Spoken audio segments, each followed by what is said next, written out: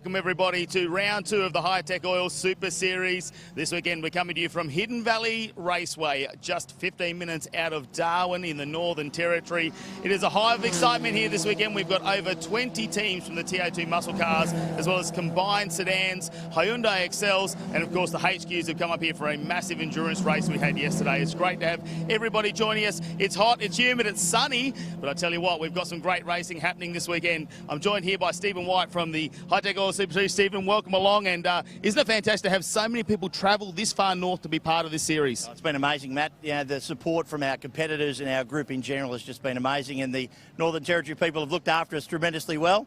I don't know whether a lot of us want to go home, really, to be honest, but yeah, fantastic. And look, what a day, what a track. And everybody's talking about the track. Everybody talks about the hospitality of the Northern Territory people and Darwin. And so, yeah, thank you for those people. It's been fantastic. What was it like to try and get an event up here in Darwin? It's a huge amount of kilometres away from home, and you've had to do this, of course, with the North Australian Motorsports Club as well. Yeah, so NAMSC have been, North Australian Motorsports Club have been fantastically supportive. They're absolutely supplying all of the on-ground people and personnel, and obviously all the assets that we need, and we've been looked after really well. It's been a really busy few weeks, and obviously this all started way back in November last year, so to finally have to come to fruition, it's a very proud moment for us, for the Benalla Auto Club, for the Hi-Tec Oils Super Series, and obviously, you know, the support. We can't do that without the support of Hi-Tec Oils. George has been fantastic, George Gambino, and obviously our group from Benalla Auto Club, but NAMSC has absolutely helped us on the ground. Fantastic. So obviously the Ta2 Muscle Cars have joined us here again this weekend. What's it like, considering we thought we were probably going to see a few less cars, but they've actually found outside drivers and come in, and we've got 20 teams here? Well, you know, we've got over 35 or 36 drivers for Ta2. So that, and the first time in the world that they're doing a 2-driver event, so how fantastic is that? And what a great place to do it at. You know, I mean, obviously we've got some really good name drivers in there that have jumped into some cars. The Ta2s have not been here before, so for those guys it's all new. The track's new, the cars are new to the circuit, and they're new to the fans. So how good that we could bring that show here.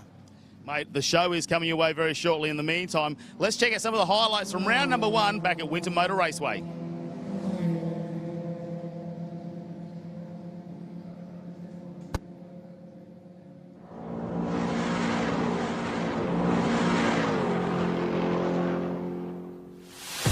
Welcome to round 1 of the 2023 Ta2 Muscle Car Series, framed by Hi-Tec.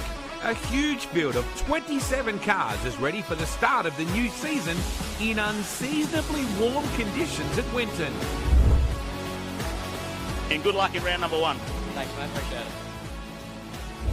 Race 1 was marred by a huge crash for South Aussie young gun Brad Gartner, with the number 22 Castec Rural Supplies Mustang ending up under the tyre bundles. Pole sitter Jackson Rice took out a lights to flag win ahead of Lee Stibbs in his career best performance and Graham Cheney. Let's take a look now at your Hi-Tec Oils highlight. So it was Lechalpo and Cheney that got together to the left of your screen. This is where it got a little squeezy, though it's been a pretty busy weekend for him so far. Lee Stibbs, we look at it again from a different angle. Stibbs was actually the leader into that turn, but we were all watching the 50 car. They won the best presented team last year, or best presented car, the 2 cars. Poor old Hadley, I just wonder what on earth was going to possibly come good out of all that. And I think that's where he started, when he actually went over the ripple strip or the access road. That's right, at some point here you see the overtaking done there. It was on turn number 11 there, where Jackson Rice dove the inside of the Petters number 7. Lechalpo, the Southern Series winner. Now this is the problem, I think, with McAllister. So Hugh had a problem just there. They could not lay a candle to the Wodonga Whiz Kid, Jackson Wright. Let's take a look at what will be a multitude of highlights from this 4th and final race. Cheney off the edge of the racetrack, looped the 51, stayed on it. Rice went for a move on Stibbs for the race lead at turn 11, but tagged the back of Stibbs' Camaro and turned him around, dropping Stibbs back to 7th. Dylan Thomas took a couple of big chomps out of the tail of the Dodge, but this battle here between Jackson Rice and Josh Haynes was absolutely mental. Checkered flag fell just for Haynes, Jackson will be good enough to wrap up the round. Really like that last one, I was just battling the flat. I had a flat for the last 4 laps, so I was just in damage control. So all credit to Josh. I mean, he drove me hard and fantastic. So credit to him on the win, and apologies to Lee. I know we made contact early in the race, and we hit a race hard, but we hit a race fair. So, but no, trophy in the cabinet, and points in the bank for round 1. So good start. Rice was handed a 30-second penalty for his incident with Stibbs, handing Stibbs his and MVA Racing's first ever TA2 round win. Reigning Serco Masters champ Nicholas Bates was back on top at Winton in the very clean Mustang. Brad Gartner charged from the back of the field to 11th in race 3 to win the Hyperco Hard Charger for round 1. Josh Haynes recovered from an oil pressure issue in race 1 to win the final race of the weekend and the Willwood Big Breaker Award. Michael Coulter's new Cabelco Camaro won the Bowden's own Best Presented Award here at Winton.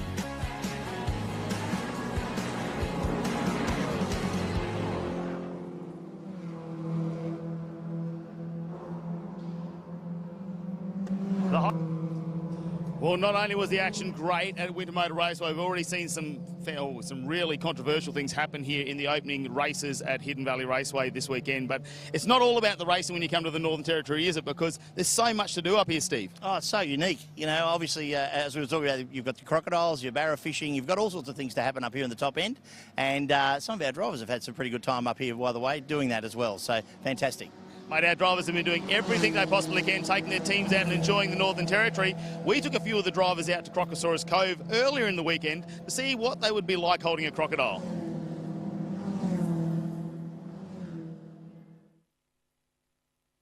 The Hi-Tec Oil Super Series has travelled all the way north to Darwin, Northern Territory for round number 2 of racing. It's going to be hot out at Hidden Valley Raceway, but in the meantime, we thought we'd catch some of the attractions. We're starting here at Crocosaurus Cove, right in the heart of Darwin in Mitchell Street. And we brought along some of our future stars and some of our great stars of the Ta2 Muscle Car Series. And we thought, can we scare them by holding a crocodile? Let's find out. What do you reckon?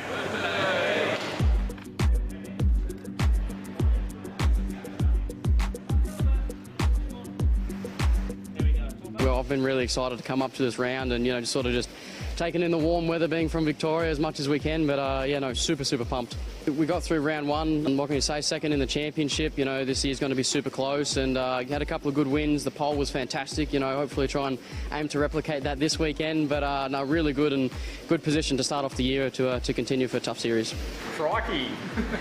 Been back home for 2 weeks now, and I was actually meant to be heading back on a plane this week, and then Peter Robinson got in contact with me and got the opportunity to drive this weekend, so come up and it's pretty good excuse to stay home. Look, I didn't expect to be holding a crocodile when I woke up this morning, so that's something a bit different, but look, I've been living in Michigan and in America. It's been freezing over there whilst I've been there, and to come back into the warmth is good. Defrost a little bit and see how we go this weekend. It's the first time for our cars being in Darwin and dealing with the humidity up here. It's going to be something different for them, and hopefully they'll hold up pretty well. Yeah, America is very competitive. It's another level really over there. I'm looking forward to getting back into Ta2 cars. I've done a fair few years of these things before I went over there, and I've been watching from the sidelines whilst being over in America, and it's definitely stepped up another level. So I'm excited for this weekend. It's always good to be back in Australia, and with these guys that gave me my start in motorsport. So pretty excited to be back here.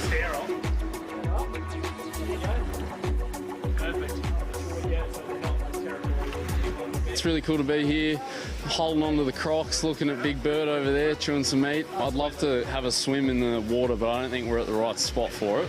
Really excited for the big week ahead. Obviously, dual driver event, and we've been off to a good start for the year, and hopefully we can keep that momentum going.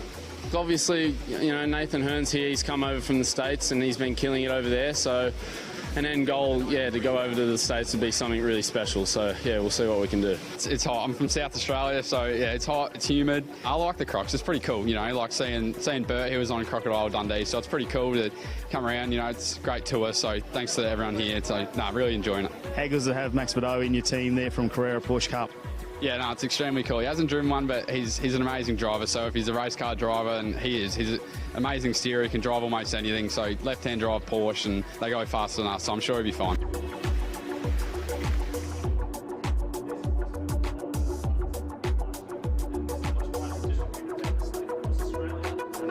don't really get many opportunities to come up here and, you know, race at Hidden Valley, and it's quite good. Get a bit of experience today of some crocodiles, so it was, yeah, good fun. Yeah, it's extremely exciting to jump in for a sort of endurance race. It's sort of uncharted territory for these cars, so it's, yeah, it's cool to sort of be pioneering it and jump in with Jackson Rice and, yeah, see what we can do.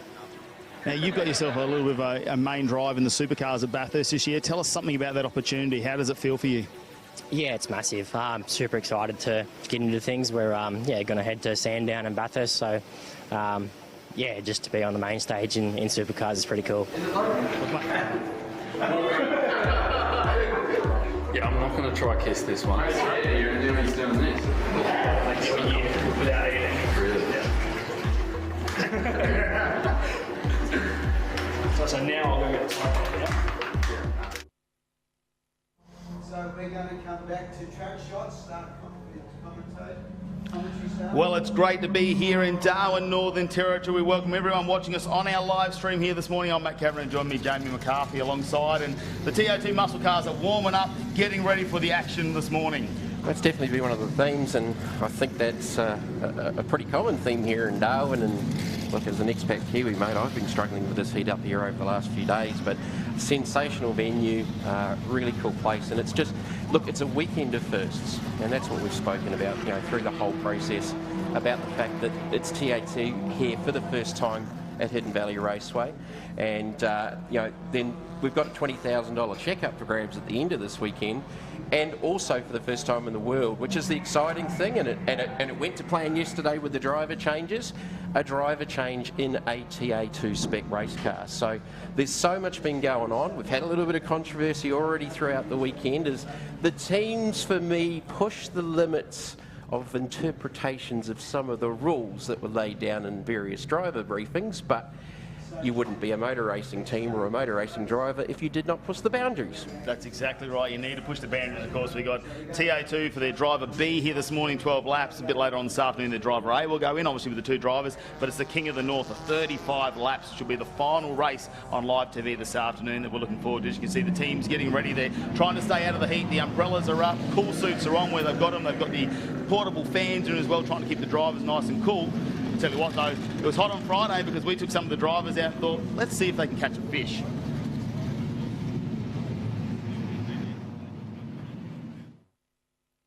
We're here for round number 2 of the Hi-Tec Oil Super Series in Darwin, Northern Territory, all the way north. And of course, we've got some it's going to be hot and humid this weekend. In the meantime, we thought we better sample some of Northern Territory's best activities, including barra farming here at Barramundi Adventures. And let's hope the boys don't get as tangled up as they have out here on the pond.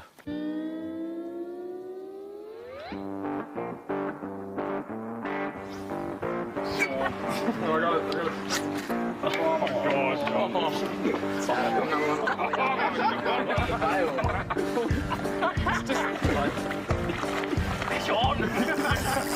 Yeah, that's about 59 centimetres. I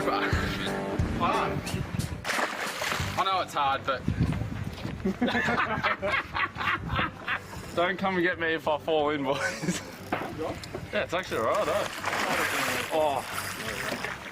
Brad, we're killing it. Yeah. Unreal. Very cool. 68, not bad. Brad, yours is only 58. Mine was 59. I was 68. Have a crack. Oh, you know, I've been putting in a lot of work lately with my fishing, so to come up here and catch a big one means a lot. What's the team getting up to back there at the pit bay while you're out here having a great time? Yeah, well, I actually feel guilty. They keep sending me messages saying, when are you coming back? But I've just told them I'm on a fishing tour, so who knows, if we keep going the way we're going, I might not even go back. How do you think the rest of the season is shaping up? Obviously, it wasn't a great start round number 1, but it got really good towards the end of Winton, round 1. You think you can carry that on to this round? Yeah, it was obviously a bit of a tough start with the car overheating. We're up here, it's hot too, so hopefully we'll sort all that out. There's a couple new little features that we can add to the car, just help with cooling a bit. Stick to the plan, tick all the boxes, and yeah, hopefully come away with a couple of good results. Is it going to give you a bit of confidence if you land the biggest barra here today? Well, so far I'm doing well, but I think I need to just get another banker of a fish just to make sure I'm sitting on top at the end. Yeah. Straight finger. Tyler, I can see we've got some fish circling you. They're not biting. Yeah, we're not having much luck here, so I'm not sure what's going on. There's meant to be a lot of fish in here, but it doesn't look like it. It's a slow start to coming into a Friday, but how do you think you're going to go tomorrow when we get into practice? It's all about just getting into it. Like, we've travelled all the way up here, so it's going to be nice and warm for us and get out and track and see what it's like. Come on, brother.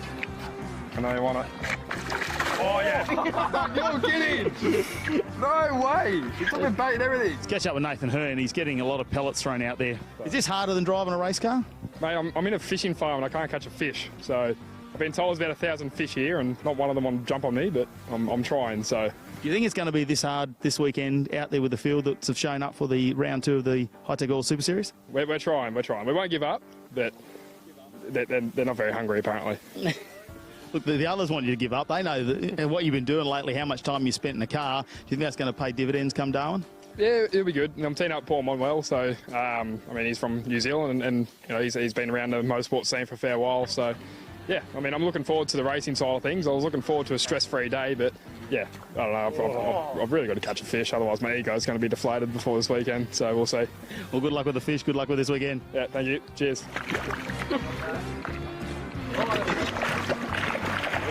Right there! Right there! Go! Oh, grab him! There's a big fella right there.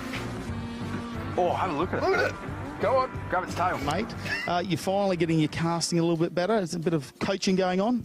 Yeah, everyone clean took it out of me when we got out of the bus. Like Nathan, Josh, they just asked if I cast the rod and I said no, and it's probably the worst thing I've said, but I was the first one to catch one, so joke's on them. Yeah, I think you had a little bit of help here from the great fishermen at Barramundi Adventures.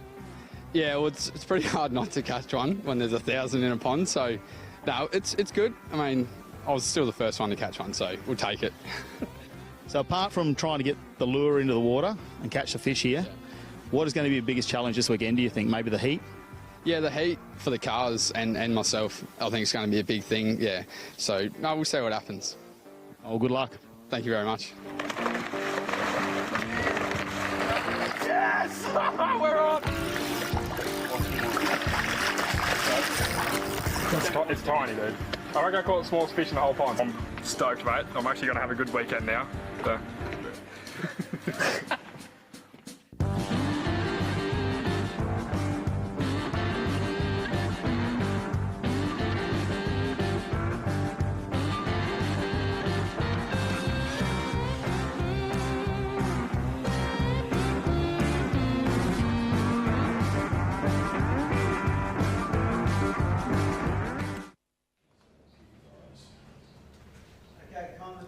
Just one of the fantastic tourist destinations here in the Northern Territory. If it was me and I hadn't caught a fish, Matt, I'm going in the water like Crocodile Dundee and just dragging one out by hand. Did you catch one? I actually did catch one. I don't want to admit it was a small. It was the smallest fish. Was there video proof?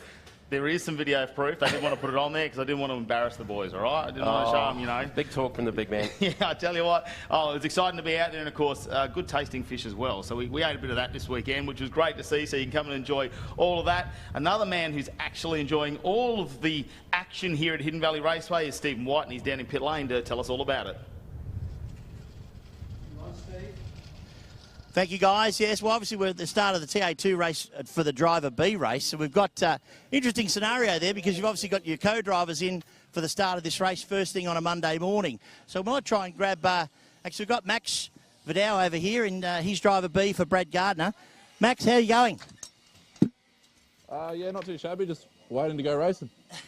So obviously a new thing for you, different to the Cup car. How are you finding it? Yeah, completely different. Good fun, just learning on the way. So first time I drove it was 2 days ago, so we're going good. All right, good luck. We might just try and find one of the drivers that are actually outside their cars. I'll grab, over here I saw Matt. I'll grab Russell Wright, former champion.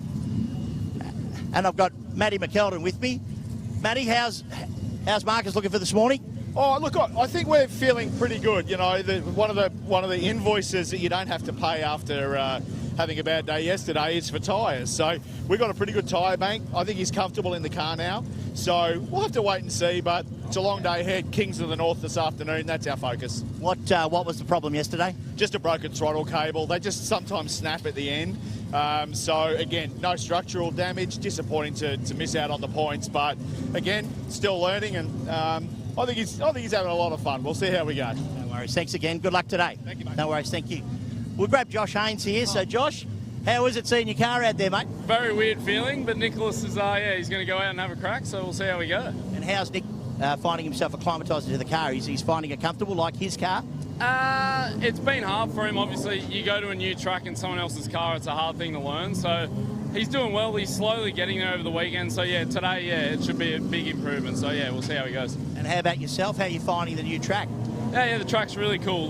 We've been having a blast. Obviously, it's so fast down the end of the straight. And, yeah, had some close racing with Nathan yesterday. So, yeah, we'll try to stay out of trouble today and, yeah, see how we go in the last Enduro. And I understand you've had a bit of fishing on, so that's pretty good to perhaps calm the nerves around the Hidden Valley area. Yeah, I'll tell you what, I'll stick to my racing because my fishing, it's not too good. So, yeah, I'll see what I can work on with the fishing, but, yeah, we'll see how we go today.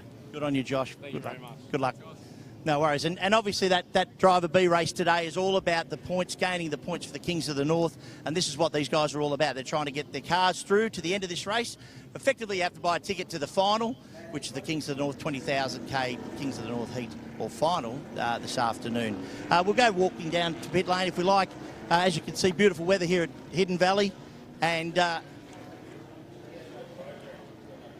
obviously the guys in the booth will keep us all abreast of where all the points are. I think the points will be interesting, and certainly the guys in these cars, for particularly Driver B and Driver A, they're obviously making sure the cars get through to the end, because the heat is the thing here, the heat soak, and the tyres that they've always had, they've had the issues there. They've only got 8 tyres for this weekend, so they need to make sure that they're fully aware of what they've got left in the bank, so to speak.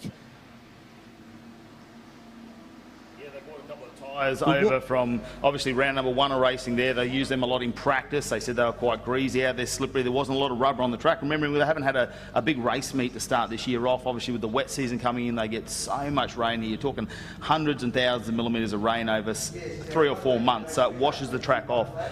And it's quite a different surface too, Matt. It's quite a broad chip, but it's a red chip rather than black. So while it does get hot, it doesn't get as hot as if it was a black chip surface. So tyre dig over that 35 lapper a little bit later on is going to be interesting with a combination of the heat and possible tyre dig as well. However, right now as we sit here, it is a lot cooler than we have been over the weekend. We've got a little bit of cloud cover with a little bit of sun poking through, but certainly this morning it wasn't as hot as it has been already. So that's going to be a little bit of a help for these guys in these cars, because, boy, some of them have been struggling with the heat. It's got to be a bit of a relief, doesn't it, come this morning? Remember, we are kicking off the dry season. It's the start of the month, so it's where the temperature does start to change here in the Northern Territory. The cars are now getting formed up in the grid. They will go around behind the safety car now to kick off. It's race number 4 of the Ta2 Muscle Car Series, framed by Hi-Tec steel framing here this weekend at Hidden Valley Raceway. Once they go around, the safety car will exit, and we are rolling start here, Jamie. You can hear the thunder, the roar as they go past. How good do these cars sound? Let's have a look at how it's all going to start. Tim Brook will start out in the CXC Racing Ford Mustang. Then it's Jordan Cox, Tyler Everingham, Max Vidal, Jared Hughes, George Madecki, Graham Cheney, Robert Hackwood, Paul Manuel, and Daniel Gilson will round out our top 10. And the results from race 2 determine the grid as we go back to Nicholas Filippetto, Steve Coulter out of 12, Rob Leonard, Marcus Sakanovich, remembering these are the B drivers, Nicholas Bates, Mike Rowell, Zach Lachalpo, Andrew Fisher, Lee Stibbs and Aaron Stibbs and Teb having some few issues in their first race yesterday. Remember, Stibbs came into the second round of the Hi-Tec Super Series as the points leader in the Ta2 Muscle Car Series framed by Hi-Tec. Yeah, it hasn't been a great weekend for him so far, but he is on a solo run. He hasn't bought a co-driver this weekend. He's doing all of the driving. It takes a lot out of you when you do those endurance races. I suppose 24 laps yesterday. When you don't have the driver change, they've got to come in, they've got to change the tyres over, don't they? Front and rear on the right-hand side of the vehicle. They've got to stop for 90 seconds. So still has to go through all that, but he has to do 2 stints of driving. They're in the car the whole time, and it's expected to get hotter here later on this afternoon, and I know we keep talking about the heat. It was unseasonably worn down in Winton, but Darwin is just Darwin. You're an ex-local, mate. You know that full well. It is Darwin, and it's just plain hot. Mate, it's always hot, It's just how hot it is what's the difference. If you haven't had to turn into hot water on to have a shower while we've been here. So, look, they are coming around now. You see them form up here. It's the first race you're going to see on the live stream, but it's race number 4. Our B drivers in. You'll see some familiar names because they've teamed up, obviously, with the co-drivers that are also racing in the Ta2 Muscle Car Series, and we're waiting for the start. They'll go along down the front straight here. And of course, the longest straight in Australia, 1.1 kilometres long. Tim Brook off the pole. He was the race 1 winner for the B drivers. This is going to be all on for young and old, and remembering that these guys need to bring a race car home for the A guys to get back in for the next race. Let's go racing in Darwin. Max Vidal looking for a moment there on the outside, and who's going to challenge? We've seen them 4 wide yesterday. They're already 3 wide here. Tim Brooks on the inside. He's hard on the brakes. Maybe we're going to see. Did he get through on the inside? I'm looking there on the outside. It looks like we might have. There's Tyler Everingham got down the inside of Vidal. So Vidal sort of got a little bit hung out to drive the outside with that choice. Down into turn number 1 now as we head back over the backside of the circuit. Oh, that is the 7 of Everingham. There was contact, damage to the right front corner. Damage to the right front corner on the Peters 7. It's dropped him back in the field a little bit, so there was some contact up into the right-hander into turn number 5 as they come off the hairpin. So already battles exchanged, and we haven't even done 1 lap. Yeah, that's Jordan Cox here in the number 4 car out in front that I think made contact with, and they've been working on that car overnight, because yesterday we saw that have a pretty big hit on the main straight on the restart as well with the co-driver in there. We'll have to wait and see. Still believe action law. They go so wide, aren't they? They look so big on this track here at Hidden Valley. It's not as wide as you probably think when you get around and have a good track walk out there. So head back onto the main straight. That last sequence of corners is so important to get the line right onto this huge straight, because if it gets messed up, you had compromised that lap and you spend the next part of the lap trying to get back to the battle group. Look at the lead that Brooke already has down into turn number 1, chased by Jordan Cox. Max Vidal, the damage number 7 of Tyler Everingham as we go back through some of the other cars. 10 there is Paul Manuel, the former New Zealand Touring Car champion, multiple V8U champion, the 2019 Ta2 Asia champion. He's had plenty of time behind the wheel of these cars. Oh no, big tyre smoke there. It's a lock-up. Well, Tyler Everingham's now got to try and bring this car home, and you're going to have that guard rubbing on the front tyre. It can do all sorts of damage. We know these cars generally get about 2 laps out of a green set of tyres. We start to see that tyre degradation come in. Things start to change. The brakes go away a little bit, and they start to slide around a bit more. It was interesting talking to some of the guys last night that some of them weren't suffering from tyre deg or understeer. In qualifying on a new tyre, some of them did get some understeer, which just unsettled the car, and they weren't overly happy with it. As we concentrate on the damage to the right front of the Petters, number 7, Tyler Everingham. He's with the Tickford team in V8 Supercar Enduro action later on in the year. A big step for the young man. He's a very, very good and talented young racer. As that gap's slightly closed, you've got Jordan Cox with the eyes on, chasing down Brooke. Brooke looking for 2 wins from 2 starts for the weekend, and he and Dylan Thomas at the moment are pretty much in the box seat. I think Dylan had a 3rd in his first race, the A driver race, and they were the race winners last night over the 24 lappers. So those guys would be looking very, very good on points going into today's final day of action. As you can see up there, Tyler Everingham on our screen at the moment, currently sitting in 4th position after that little bit of contact made earlier with Jordan Cox. He's going to have to try and bring this car home. Cox still out in front, trying to chase down our race leader at the moment, Tim Brook. So things just starting to settle down now. They'll be getting into a rhythm, trying to pick where they can pick the guy in front of them, but there are quite a few gaps through this field. Brook is the fastest on track with a 1:11.2. In qualifying, we saw 9.7s. We're definitely not going to see that through for the rest of the weekend with the hot conditions, and these cars are now running a combination of the tyres that they qualified on, that they've got to get through the remainder of today's 2 races after this one. And again, mindful to not try and bring a damaged race car back home for the A drivers for their race a little bit later on today. Yeah, they thunder down this main straight here at Hidden Valley Raceway. We couldn't get any closer to the action if we tried, Matt. We are literally standing off the end of pit lane in the commentary box, and the ground is moving as these cars thunder their way past us. It is a fantastic sight as we look at the race leader, Brooke, doing it pretty comfortably at the moment. Again, just that pitch, it's on the right front, so it is that damaged corner for Everingham where he's having that issue, and that's on the unloaded side. Going back to the 81 of Jared Hughes, the 86 Toyota Series Rookie of the Year last season, a very, very good up-and-coming young racer, and he's had a pretty solid weekend in that car. Yeah, he definitely has, and just trying to expand his knowledge when it comes to the Ta2 racing, big step up. Surprisingly, they're not much heavier than the Ta2 cars, other than the 86 cars. They get around, but obviously not as nimble. They like to slide around. You've got to do a fair bit of work during the car, and he's had some great results. He just needs to get the whole race together. Little mistakes holding him back at the moment. Well, at the moment, he's in that top 6, chased down by George Madecki, and Cox is closing. It is only just, but he's just done the fastest lap of the race and has absolutely smashed in a 1:10.5. He's 0.6 of a second quicker than Brooke on that last lap, so that gap is now visibly closing. And Jordan Cox, well, the kid is just playing fast, but he's got very, very little rear-wheel drive experience. I asked him yesterday what was more difficult to drive as that gap continues to close, and he said definitely the front-wheel drive TCR car. He loves driving these cars and getting a little bit of rear steer going, but hey, he is in this. He is well and truly in this. He's not afraid of putting the nose and applying all the pressure that he can as well, Jordan Cox. You see the number 4, already that little bit of damage there, which you reckon was Tyler Everingham and him making a little bit of contact earlier in the race in the opening lap. Tell you what, I saw Rob Leonard just in the background before. Obviously, he came out of the lane, came in and done a 2 or 3 there for a quick repair, unfortunately. So that is a lap car down already. We'll have a look as they come onto the main straight. Can he get the run for Tim Brooke? Oh, he grabs some dirt for Cox. Untidy off the exit. That sacrificed a little bit of straight line exit speed onto this 1.1 kilometre straight at Hidden Valley Raceway. There's just a couple of car lengths in it. Jordan Cox has got a bit of a draft. He's not close enough to force the issue down into 1. Right now, we'll be starting to size up and look at the different lines as we go to, this is down to Stephen White in the pits. No, here's a replay.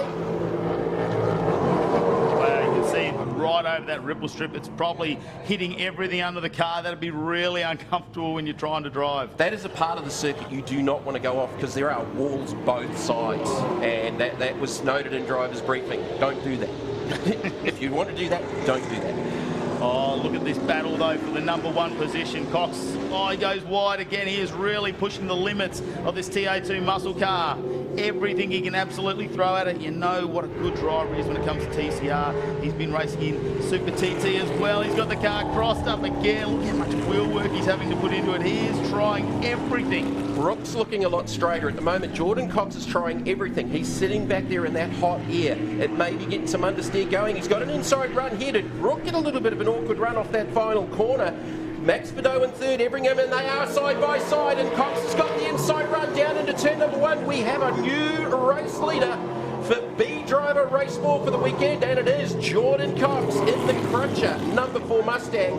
Going into this weekend, that was an absolutely brand new race car. Now it's got some battle scars, and it definitely had some last night after the race yesterday.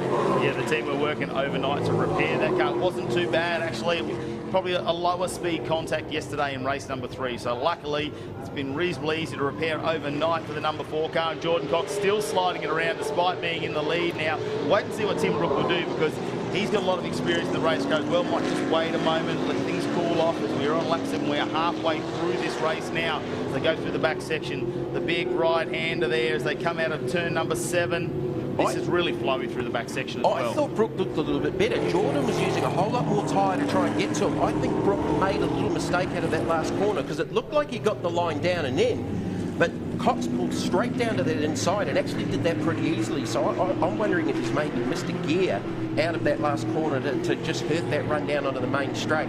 Still Beddoe there in the 3rd spot, and then Everingham, he's got the left rear now really starting to tear apart on the number 4 Mustang. That's just his but a flesh wound. It is a little flesh wound. Let's check out the replay here. The overtake from Jordan Cox as he got the manoeuvre coming out of turn number 14 onto the main straight, pulls alongside, gets a little bit of side draft there, gets in front well before the end where we have seen him go 3 and 4 wide in that corner.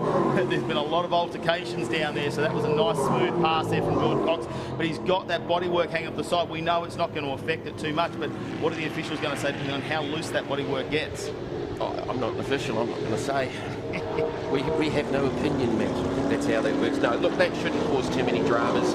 These cars are very, very well built. They're very, very strong. I tell you what, they've taken an absolute pounding over the last few seasons around the racetracks in Australia, as again, Cox is using all of the racetrack and a lot of rear steer. He's getting that car sideways in a few different places. Not too many passing opportunities over the backside of the circuit, but this is where it really starts to happen, and Cox is looking pretty comfortable out there in front at the moment, with coming up to just 4 laps to go in this 4th race of the weekend for the Ta2 Muscle Car Series, framed by Hi-Tec. Round 2 here at Hidden Valley Raceway for the Hi-Tec Oil Super Series. I got it all in one breath.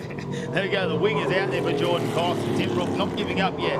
That gap is just hovering around that half a second mark. You see he's closed it up by a 10th of a second now. Yeah, Brooks just come back to him as Cox he's using more than the racetrack at the moment. He just dropped the right rear off too, so Brooke might just be laying back there a little bit, seeing what Jordan's doing. He now knows, you know, from sitting behind him, the car is moving around a little bit more, but they'll still be pretty comfortable, and Brooke's got to be mindful of that points continuation through the weekend, because they are in a very, very good position overall for that $20,000 at the end of today's racing. I think that's what him and Dylan Thomas and CXC Mustang have done really well throughout the series already. Just in round number 1 is just keep picking up those top 5 positions, keep the points accumulating. They'll be right there at the end of the season. In the meantime, though, it's all about 20k on the line for the King of the North.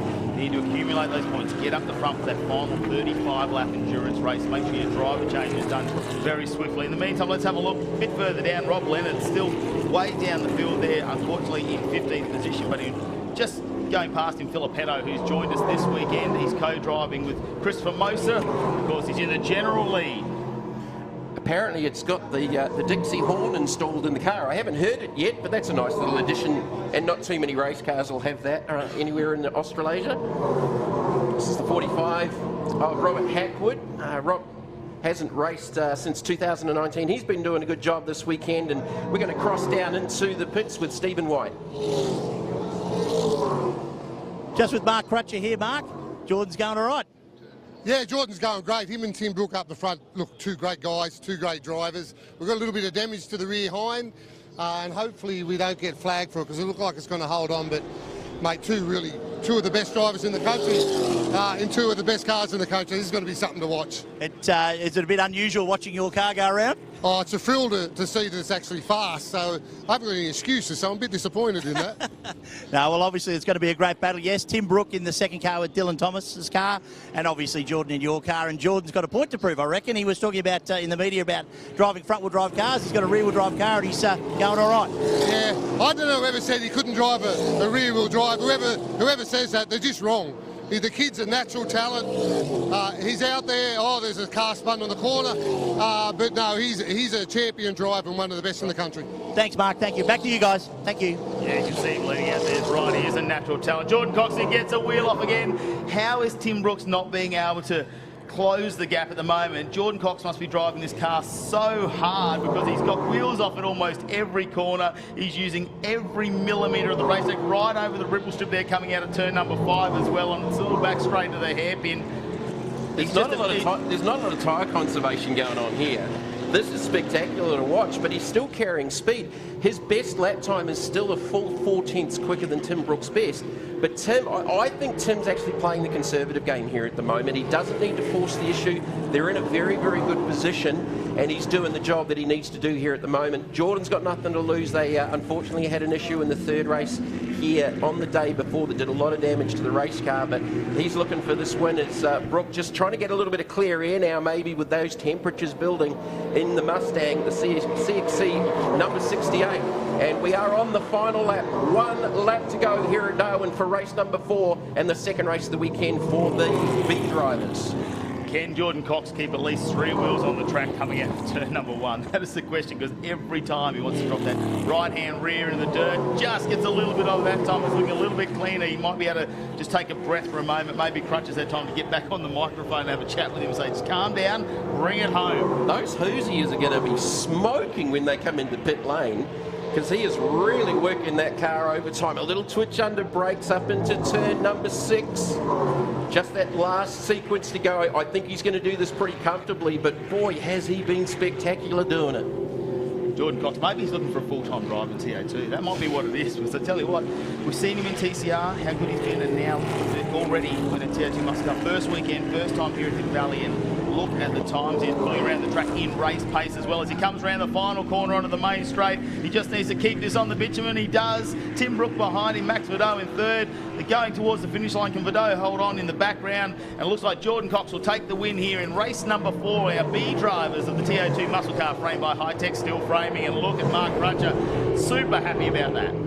Yeah, fantastic race, and that was spectacular from Jordan Cox, and that's what we know him for. You know, the kid can definitely drive, and yeah, there's something big in the future. I mean, the TCR package is an awesome package, but like I guarantee, as he's actually had a spin after the checkered flag, or he's had a bit of a yeehaw smoke it up down there, I think he might have had a little bit of an issue.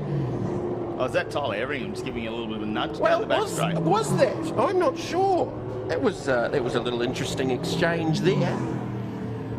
So that car has not been out of the top 3 all weekend in races. The number 68 CXC Mustang is our wonderful officials here at Darwin celebrating with our drivers for our first Ta2 race of the day. A holiday Monday.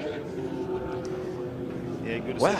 Let's take a breath. Take a breath for a moment there. So much to unfold, I suppose, in those opening moments of the race there, especially coming out of turn number 1. But tell you what, we look through the field, there's some really good names. We'll have a look at the replay here, and this is the instant following racing as we see Jordan Cox slides it on his own. Drifting may not be his forte. I'm just going to put that out there, Matt, as a drifting commentator. I think you might need to give him some tips after that. There's a few boys out the back that might be able to talk him through that one. He's gone out on the grass here and spun the car around. It's the moment after this where Tyler Everingham comes around, and it might be a bit of a, hey, remember this? Yeah, let's just have a look at this exchange. Was there? No, look, I don't think there was. Oh, no, yeah. Actually, there was a little touch. Well, there was definitely a little touch. Luckily, there's lots of yellow race tape here at the moment. So we had to get both sides of that car and try and package up. Have a look at Nick Bates in the background there, number 37. Him and Josh Haynes have been working hard. Hasn't all gone to plan for this weekend. Remembering that Josh Haynes got the PWR Pole Award as well. So he was the fastest car out there with a 109.7. So very, very quick car. Teamed up with Nicholas Bates, who's leading our Masters at the moment in the championship. But let's have a look at how the results are for race number 1 here today. Jordan Cox gets your win, Tim Brook behind, Max Vidot in third, and it's Tyler Everingham, Jared Hughes, George Madecki, Graham Cheney, Marcus Sakanovich, Daniel Gilson, and Nicholas Bates will round out your top 10. Go back to Paul Manuel in the 11th position, Nicholas Filipino in 12th, and then go back to Robert Hackwood, Steve Coulter, Rob Leonard, and then the rest of the field in behind them. Fantastic race, and for me, that is the appetizer for the balance of the racing here today. That's just about as good as it gets, and I think we've got some more to come. The teams are now assembling down on pit lane. Yeah, we're great to see Steve go down there and catch up with some of our winners. They're doing a fantastic job down there. There we go. Stephen White going to catch up with our third place Max Vidot. By the looks of it, he heads over. Great to have him here from Porsche Carrera Cup, and look, he's having a fantastic weekend there with the NWA boys. Yeah, let's head down to Steve though, with our winners of race number 4 of the Ta2 Muscle Cars, framed by Hi-Tec steel framing. Thanks, Matty. I've actually got third place here, Max Vidot. Max, well done. Congratulations. You were saying it was good and you felt a bit more natural in it yesterday, but today obviously come home with third. That's fantastic.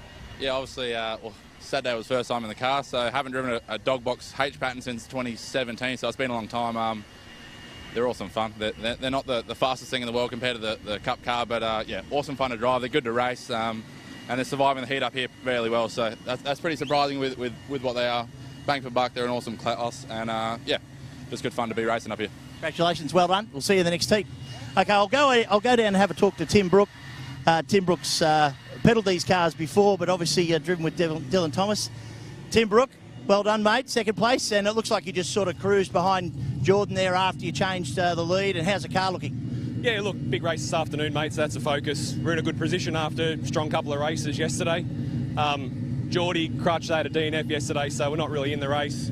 He called me, I got a good start and sort of just got out of that mess, which can sometimes happen first couple of corners.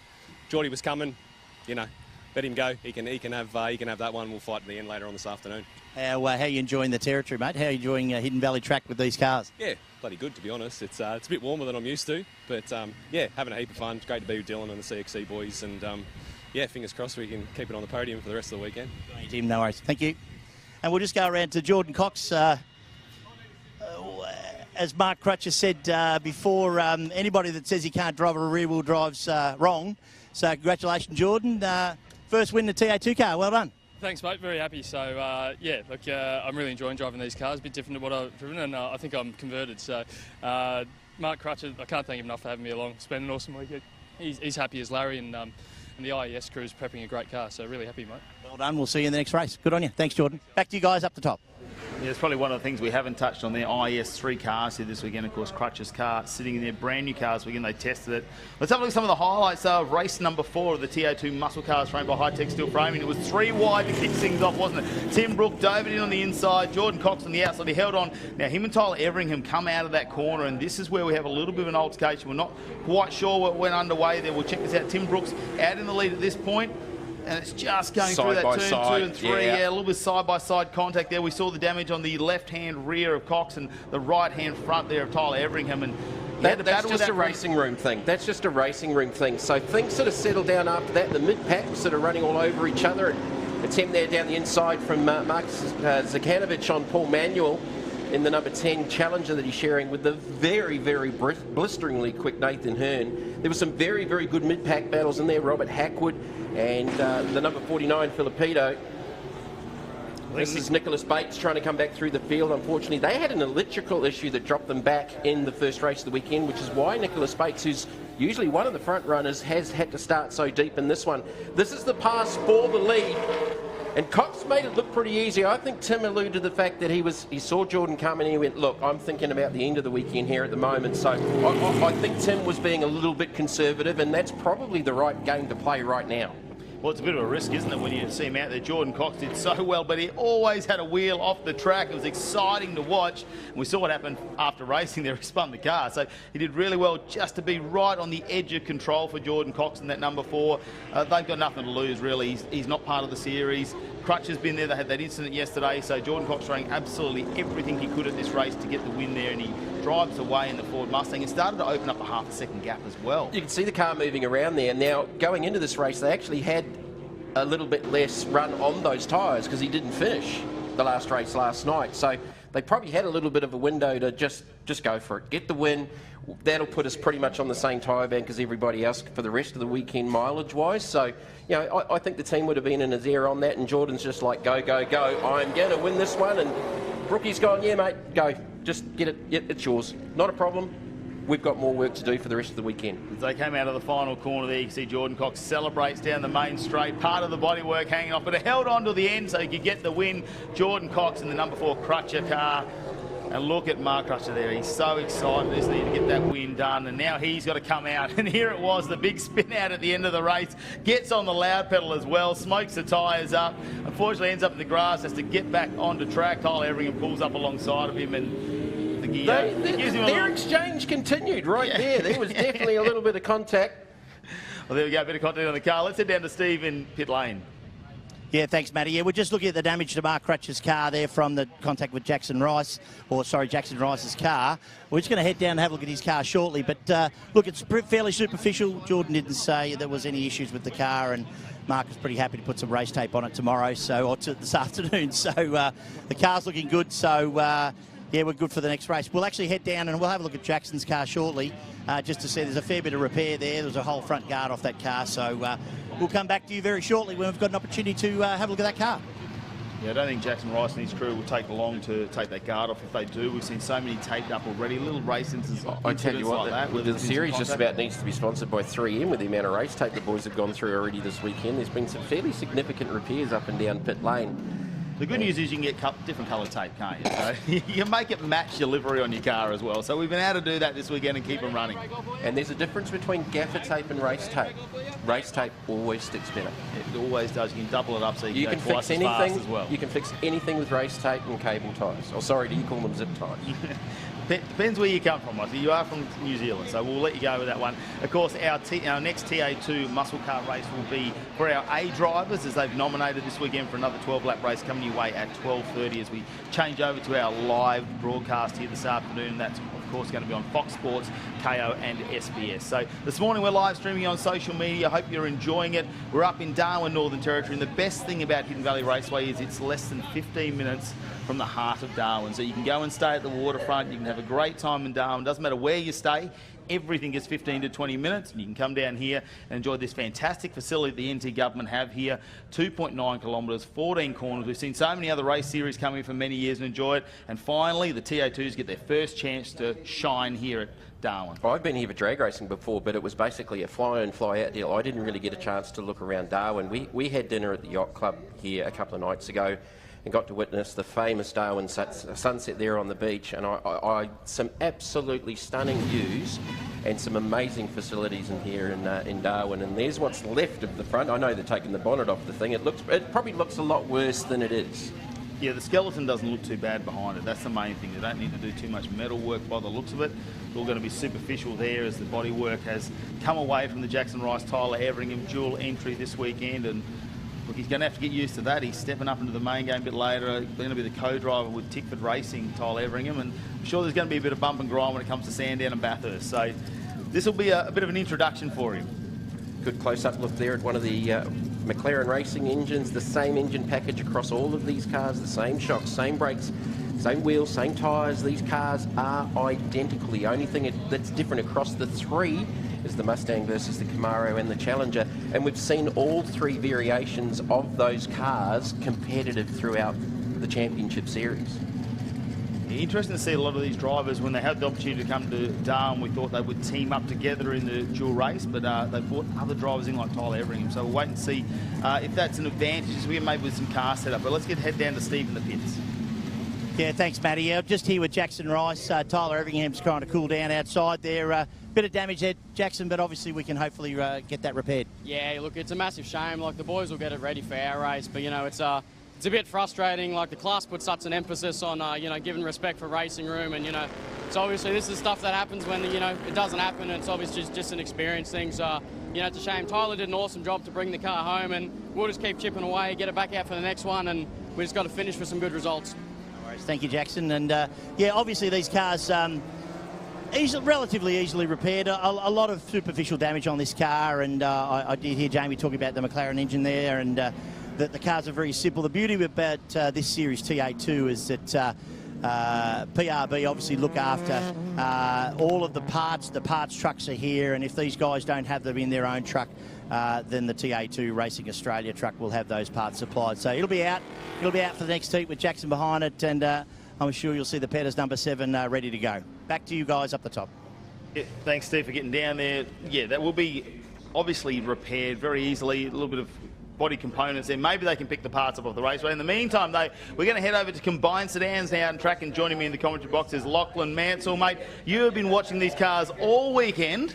You're ready to go. We've combined a number of categories to make this combined sedan here at Hidden Valley Raceway for round 2 of the Hi-Tec Super Series. We sure have, Matty. We've got a bit of a mixture of everything this weekend in the combined sedans, hence combined. So we've got some Australian Super TT cars, including Michael Ricketts, who's come all the way up from Young in regional New South Wales this weekend. We've got a fleet of Northern Territory Commodore Cup cars. We've got a few improved production cars in the mix as well.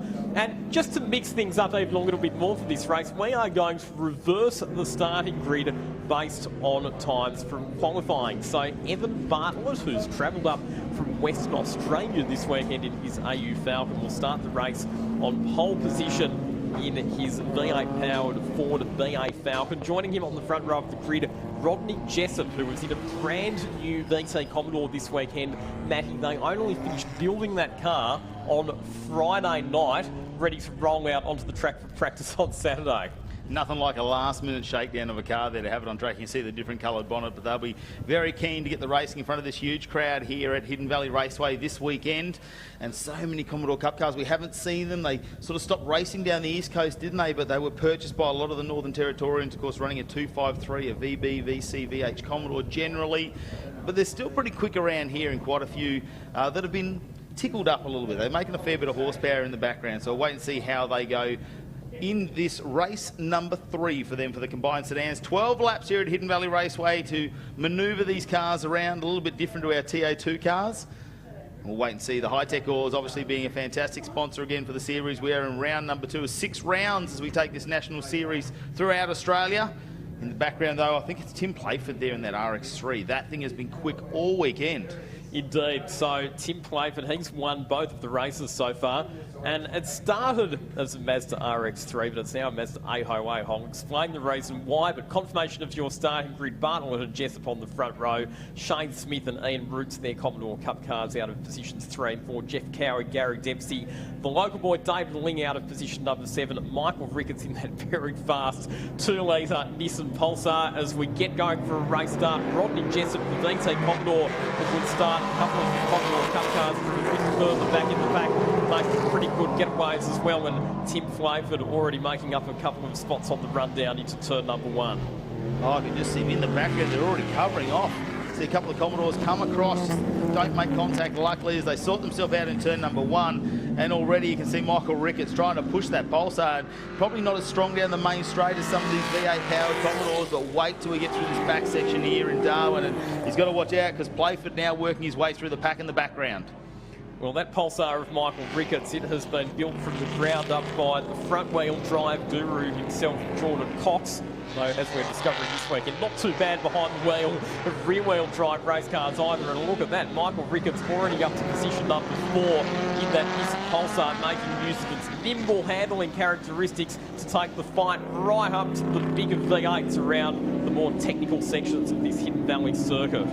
Yeah, Shane Smith just holding on at the moment in 3rd position, but he's got to watch out for Ricketts, who's applying a whole heap of pressure. We line them up. Tim Playford now 2 positions up, starting off the rear of the grid in that 808. Of course, not much difference between an 808 and a Mazda RX3, really. One came out the 4-cylinder, one came out the rotary, but they've combined them now, and we see so many people do that, especially in racing, as Ricketts goes wide, and he's going to take on the left-hand side of the track and try and get into some fresh air. Look how quick it is down the main straight. Naturally aspirated 2-litre horsepower there. The number 41 now chasing Rodney Jessup down, who's in the lead. Unbelievable. So we've just seen the 2-litre Nissan Pulsar out-drag some V8 powered Commodores and Falcons in a straight fight down one of the longest straights on any circuit in Australian motorsport. Michael Ricketts was telling me that the work that Jordan Cox has done to the engine of that car, he's installed some variable valve timing and a few other highly technical features to try and give it a bit of extra horsepower. Well, you would have to say that it certainly works, because that's not something you see very often. A Pulsar winning a drag race against a V8 Commodore. No, you don't. It's Cowie there in the background now. Jeff Cowie just pulls up in the Commodore right behind Playford as he gets past. Playford now already up into, well, I'm actually going to think he's moved up a bit there, maybe into 6th position there. He's working his way through the field here at Hidden Valley. Number 32 car at the moment. Ian Roots just in front of him. He's going to try and cover him off at the moment. They're so nimble there in the 808. He can brake a lot later, and that's what we see between Michael Ricketts and Tim Playford, the smaller cars, that they can wait right till the last moment, come to these corners, really get hard on the brake and try and take a dive on these bigger Australian muscle cars. So Tim Playford's car, we saw that it was very quick yesterday. He qualified on pole position and he was able to win both races fairly comprehensively. But I just get the feeling that that Mazda A-Highway, because it's running a turbocharged engine, probably doesn't like being back in traffic and swallowing the hot air from other cars. So Tim Playford just taking a bit of time to patiently work his way through the traffic. Getting back to the story about that car, it started life as a Mazda RX3 back in the 1980s when it was a road-registered race car with the rotary engine. But when Tim Playford purchased the car, he took out the rotary, put a turbocharged 1.8-litre Mazda MX-5 motor into it, and hence the racing's now badged as a Mazda A-Highway, because he said you can't call it a Mazda RX3 if it doesn't have a rotary engine under the bonnet. Look at those, they come to street cars now. They're a superannuation fund on wheels. You see Smith now, the 35 car just in front.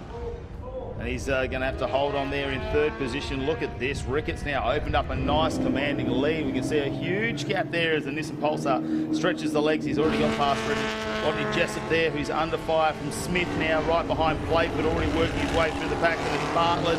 They've got a nice little race going on between position 2 and 5. Tim Playford has taken probably a bit longer than he would have liked to work his way through this traffic. Now we get onto the main straight, and this is the section of the circuit where he can really stretch the legs of that Mazda 808. But Stephen Johnston in the VN Commodore, who was pretty quick yesterday, wants to make a race of this as well.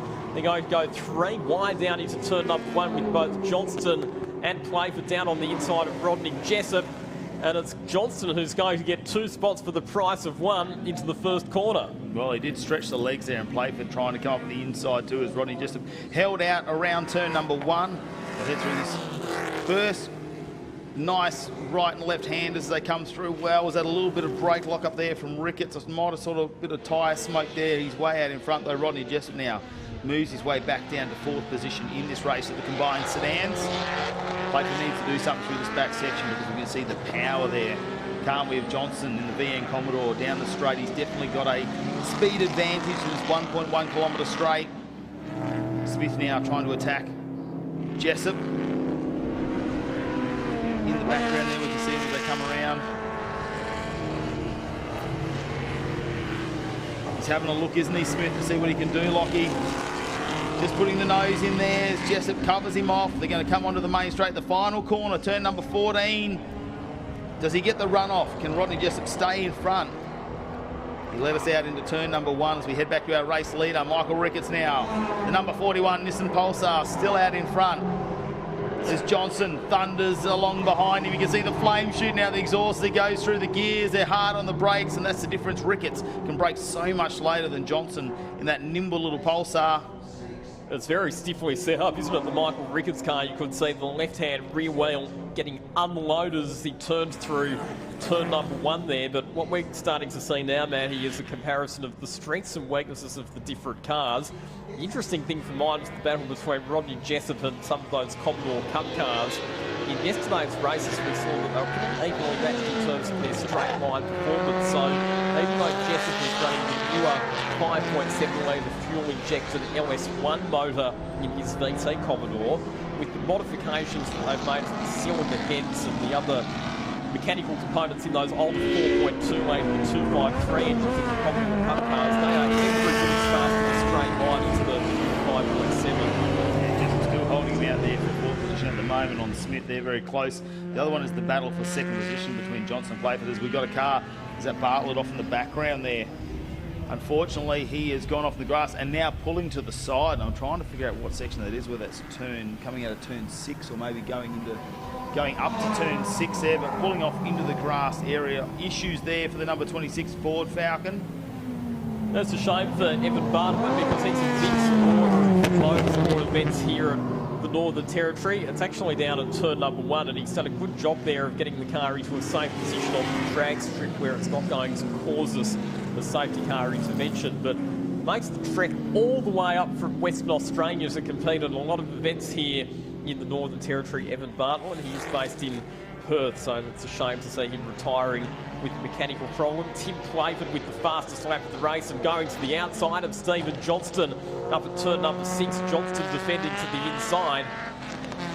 And at the moment holding onto that position, and these two, they're starting to hunt down Michael Ricketts in the Nissan Pulsar.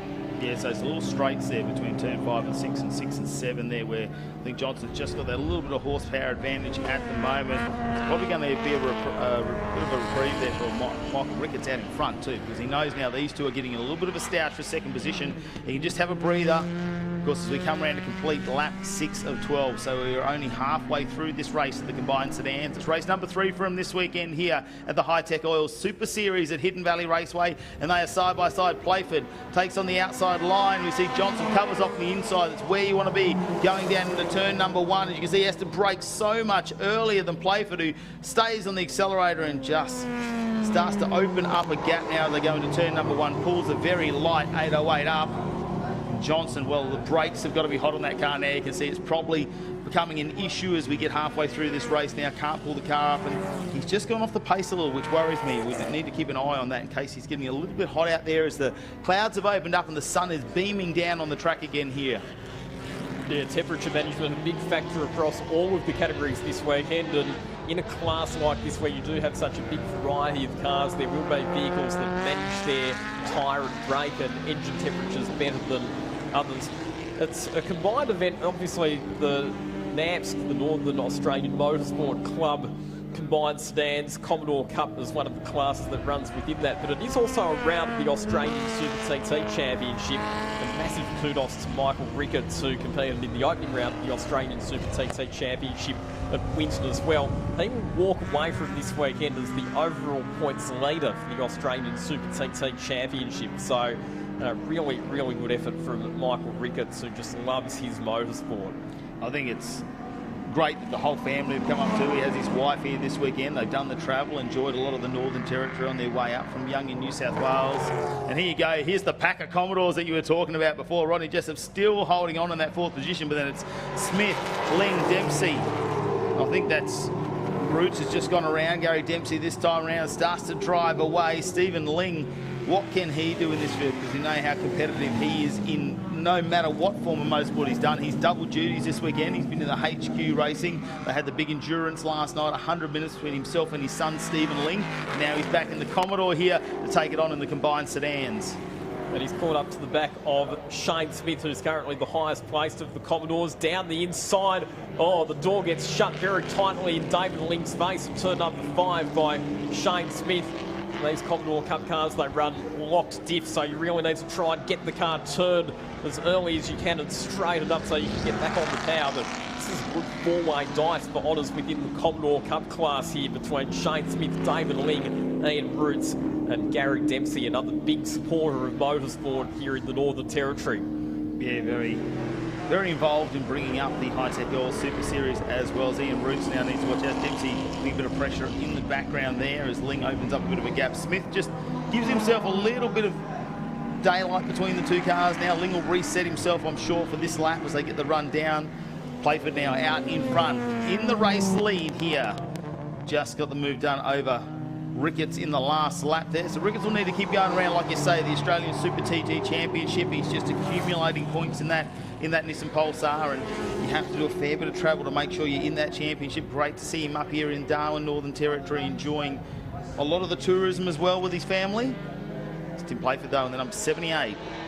Mazda 808, leading the race once again from rear of field, obviously reverse grid, like you say, Lachlan, at the start of this one. He's won the previous 2 races. This is race number 3 for the weekend. We've had practice on Saturday, qualifying and racing on Sunday, and of course the public holiday Monday here in the Northern Territory. So for all those Southerners that may be watching us on the live stream at work, or may be lucky enough to have a day off, it's great to join us here for the Hi-Tec Oil Super Series in Darwin. Let's check out a replay though of the overtake. Last lap there, we see Tim Playford come up alongside in the Mazda 808 and just has the run out of the final turn, gets it done over Michael Ricketts. There's a lot more horsepower in the turbocharged rotary than what we see in the 2-litre naturally aspirated car of Michael Ricketts. Yeah, we've been talking about how fast that Pulsar is in a straight line, but ultimately just didn't quite have the top end grunt to keep the Mazda 808 at bay on the main straight. And Tim Playford, now that he's got some clear track and he's got some, I'm not going to say cool air, but I'm going to say less hot air being blasted into the front of that Mazda 808, and he's now starting to punch out some faster lap times as well. A minute 18.5, the fastest lap of the race set by Tim Playford on lap number 8. Yeah, definitely the quickest car out there this weekend in the Combined Sedans. And oh, we've still got plenty going on. Smith now, looks like a couple of cars have got past him as he's moved back down the field. Ling and Ian Roots have made their way past, and Dempsey now stuck behind him. We'll have to look for his moment in the number 7, the top-end electrical car. Can he put the nose in and go past Smith? He was very quick to start with, but the heat out there for the drivers, you will see them maybe start to make a few little mistakes here as they get hot in the cabins here. A lot of the Commodore Cup drivers, though, local drivers, will be acclimatised a lot more to the heat. Need to stay nice and fit if they want to stay out in these cars. They'll be losing a lot of body fluid throughout a 12-lap race here as we head on to the final lap now. There is Gary Dempsey, the top-end electrical car. That business also supporting a number of cars in the Northern Territory Hyundai XL Racing Series this weekend. Tim Playford has taken, they've actually called the checkered flag that time around. So Tim Playford, your race winner by 5.2 seconds in the end over Michael Ricketts. It'll be Stephen Johnston coming home in 3rd position. I assume we're going to be a time certain call on that one. We may have lost a lap there on our Combined Sedan. So checkered flag is out, and here it goes. Playford, Ricketts, Johnson already across the line. Then it's Jessup, Ling, Ian Roots, and Smith will be the next cars there. Smith obviously in 7th position, then it's Gary Dempsey, Cowie and Bartlett's around out. Bartlett retiring early with mechanical issues out of turn number 1. Hopefully that is something very minor on the Ford Falcon, because they'll be looking to come out for their next race, which is a little bit later on in our live coverage on TV. Our Combined Sedans final will be starting about 1 p.m. this afternoon. Really good opportunity for these Northern Territory drivers to get the exposure and professionalism of running at a national level event like the Hi-Tec Oil Super Series this weekend. And Tim Playford, we've seen that he's had lots of success here in the Northern Territory in that Mazda A08, but he also takes that car and travels with it interstate to some of the larger race meetings, including some of the improved production events at Bathurst as well. So it's a car that will be familiar to a lot of motorsport events, and so far it's 3 wins from 3 races for Tim Playford here at Hidden Valley this weekend. I caught up with Tim yesterday, in fact, and when he's not racing, his day job is driving road trains to remote regions of Australia. So I don't know what's more challenging, driving a Mazda A08 race car or trying some muscle and big road train, which might be up to 50 metres long around country roads. There's confirmation of your results. Playford from Ricketts and Johnston. Rodney Jessup getting his best race result of the weekend in 4th, with David Ling, the highest placed Commonwealth Cup runners, in position 5, ahead of Ian Roots, Shane Smith, Gary Dempsey and Jeff Cowie. Unfortunately, Evan Bartlett not making it to the checkered flag in that one. So the only difference we've seen from the first couple of races there is Stephen Johnson and Michael Ricketts have swapped positions. Obviously, they've been running 1, 2 and 3 all weekend. This time, though, Rickett gets the advantage and ends up in 2nd place, and it's good to see them pulling up in pit lane here at Hidden Valley Raceway after another warm morning of racing. It's race number 3 from they've still got 1 to go this afternoon from 1 p.m, which will be on the live coverage on Fox Sports, KO and SBS this afternoon. So as you see in the background, the Commodore Cup cars will go at the back and cool down so they can make sure they get back on track for this one. It's been dominated by the 808 there of Tim Playford this weekend, and of course the big V8 power of Johnson, who's in 3rd place this time, and Michael Ricketts in that zippy Nissan Pulsar there, prepared by Jordan Cox, who's here this weekend driving the Ta2 Muscle Car, but also working in the background to make sure that car is very, very quick. Good to see that they've been supported by Middies as well, and Newlon there for the 808. Joining us here at the Hi-Tec Oils Super Series this weekend at Hidden Valley Raceway. They're having a fantastic time. 12 laps, quite a hard drive for some of these drivers, I suppose, in Darwin. It's 2.9 kilometres as they get around. Let's check out the highlights, though, of race number 3 of the Combined Sedans here. It was a standstill start for them, and Bartlett was off the front on this reverse grid, and we always knew they were going to go 2 and 3 wide as they ran into the first corner with the faster cars down the back of the field. You can see Johnson in the background had a look on the inside, covered off, though, made sure he didn't get there, and Rodney Jessup, though, from the outside there, managed to go from position 2 to position 1 into turn number 1. They allowed a lot of racing room. That's what I like about the Combined Sedans. Made sure no contact made on that first corner. And it was Michael Ricketts who took advantage of the nimble handling of that Nissan Pulsar, but also a fair bit of straight line poke from the 2-litre engine to make up lots of positions on the opening lap. He got himself up into 2nd place by the end of lap number 1, and he'd be into the lead shortly thereafter. Smith took a dive down there on Bartlett, managed to get the move done there in the opening parts of the race. Bartlett would continue on in the number 26 car before retiring a little bit later on. Ricketts had a little bit of work to do to get past Rodney Jessup, but he finally did that in the Nissan Pulsar before he drove away. And here we go, Bartlett going off the outside of turn number 1 with some issues in the car. Didn't rejoin the race, managed to turn that car around, get it back on the inside, which is where our drag strip is here in the Northern Territory, and get that car safely away before Playford started making his way through the pack very quickly, Lachlan. Yeah, Tim Playford took a fairly conservative and cautious approach to the opening few laps. Obviously, he's got a fast car this weekend, doesn't need to take any unnecessary risks, but once he got some clear track, he was able to use the superior straight line performance of that Mazda A08 to fight his way to the front of the field. First, he cleared Stephen Johnston, and then he blasted past Michael Ricketts on the main straight. Yeah, we saw the times coming down for Tim Playford, who set the fastest lap of the race again, a 1:18.53 that time round. There's plenty going on in the background with all the Commodores having a go, and Rodney Jessup held him out there, but it was the 253 power of the Commodore Cup. They were all together. Smith held him out for quite a bit of time before David Ling made his way through, and of course Ian Roots pushing as well. Got behind Rodney Jessup, couldn't get the job done there. Smith dropped back to 7th position. Gary Dempsey, I thought he might have made a move there in the final couple of corners, didn't get it done, but our winner who came home with the lead in the 808 was a number 78. Tim Playford gets himself 3 wins from 3 races, And there's some strong points for the weekend, so he'll be starting off at the front of the field come race number 4 later on today at 1 p.m. There is Evan Bartlett's car being towed back to pit lane by our ever hard-working team of volunteer officials here at Hidden Valley as we head down to Stephen White, who was with our race winner. Thank you very much, Lockie. Obviously, found ourselves with 2 good reasons to talk to Tim Playford down here. We're in the shade, number 1, and Tim's won a race. Well done, Tim. Obviously, reverse grid, a bit unusual, but you've come home with the goods. Yeah, thanks very much. Yeah, appreciated the opportunity to do the reverse grid. It was really entertaining to try and fight through the pack and watch some of the other guys tussle in front of you. It's really good. I was just overhearing you talking about Michael Ricketts' car in front of you there. You were counting the seconds that the rear wheels were off the ground. Yeah, it's spent a fair bit of time not turning, especially around the hairpin and round 10 there. Yeah, it was quite entertaining to watch. So yeah, that's really good, really good.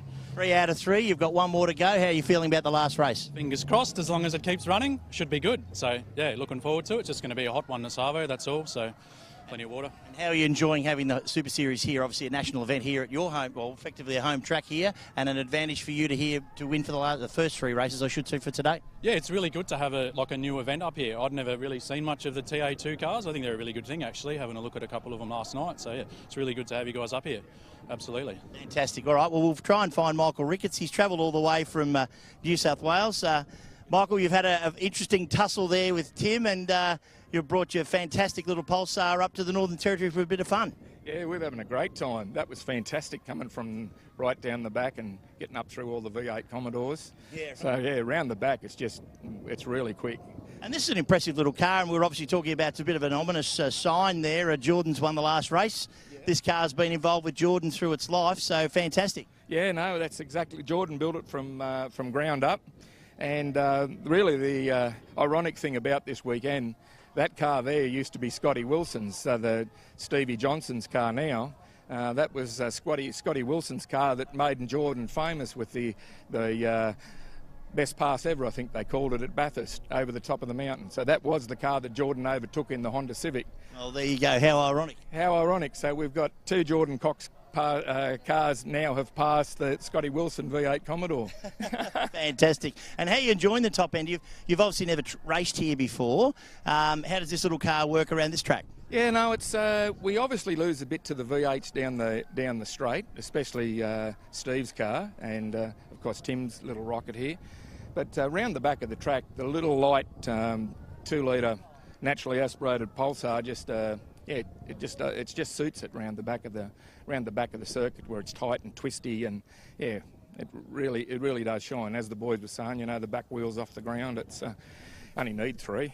Get around the corners. Absolutely, absolutely. Well, good on you, Michael. We'll see you in the last race. Well done. Thank you. All right, we'll go over to Steve Johnson. So, Steve, 3rd for today. How was your efforts then? Obviously, a reverse grid, a little bit unusual, but a bit of fun. Yeah, absolutely. A lot of fun at the start there, right on the back of the little Mazda here. That was all good. Gaining a lot of speeds and a lot of positions, obviously, with the V8 here. A few overheating issues, so I just had to back off once I got on the back of Michael there.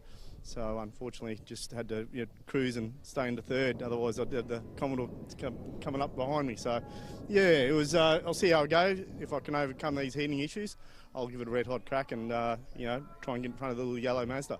And this is your home track, obviously. So a bit of fun to have a national series here. Yeah, absolutely, absolutely. Territory colours, territory proud, and yeah, it's a great event and really welcome it. Look forward to doing it again in the future. No worries. Hopefully, we'll be back soon. All right. Thank you very much. Thanks again, Stephen. Thanks, Back to you, Lockie and Matt, up in the commentary box. We did say it, didn't we, during the coverage, Lachlan, that he just backed off for a moment there. We wondered why the car had slowed down a bit. So overheating issues there for Johnson. We'll have to wait and see how it goes. But, of course, we are at round 2 of the Hi-Tec Oil Super Series, Lachlan, but we've got 4 more rounds to come your way. Of course, round number 3 is the start of June from Queensland Raceway, which is going to be something a little bit different. We're staying with the theme of Queensland, Morgan Park, July, just 1 month later, the 8th and 9th as well. We head to Sydney Motorsport Park in October, so we've got a little bit of a break here for the cars to regroup, do a little bit of repairs, and of course, that is going to be under light. It's going to be fantastic. Yeah, so night racing at Sydney Motorsport Park, we have seen a fair bit of it in the last couple of years under that brand new lighting system at the Sydney Motorsport Park venue. But the one that I'm really looking forward to, the final round of our 2023 season at Calder Park Raceway, the return of national level motorsport to Calder Park. That is going to be an absolute ripper. Yeah, right in the heart of Victoria, of course, near Melbourne, Calder Park, and it's historic. We're not going on the Thunderdome, though. We are going to be out there on the racing circuit, so cannot wait for that one. It's great viewing for anyone who wants to get down to Melbourne and check it out. Of course, Hidden Valley Raceway up here in Darwin. We've had so many people, so many of the teams going and doing so many events around Darwin, enjoying their time here.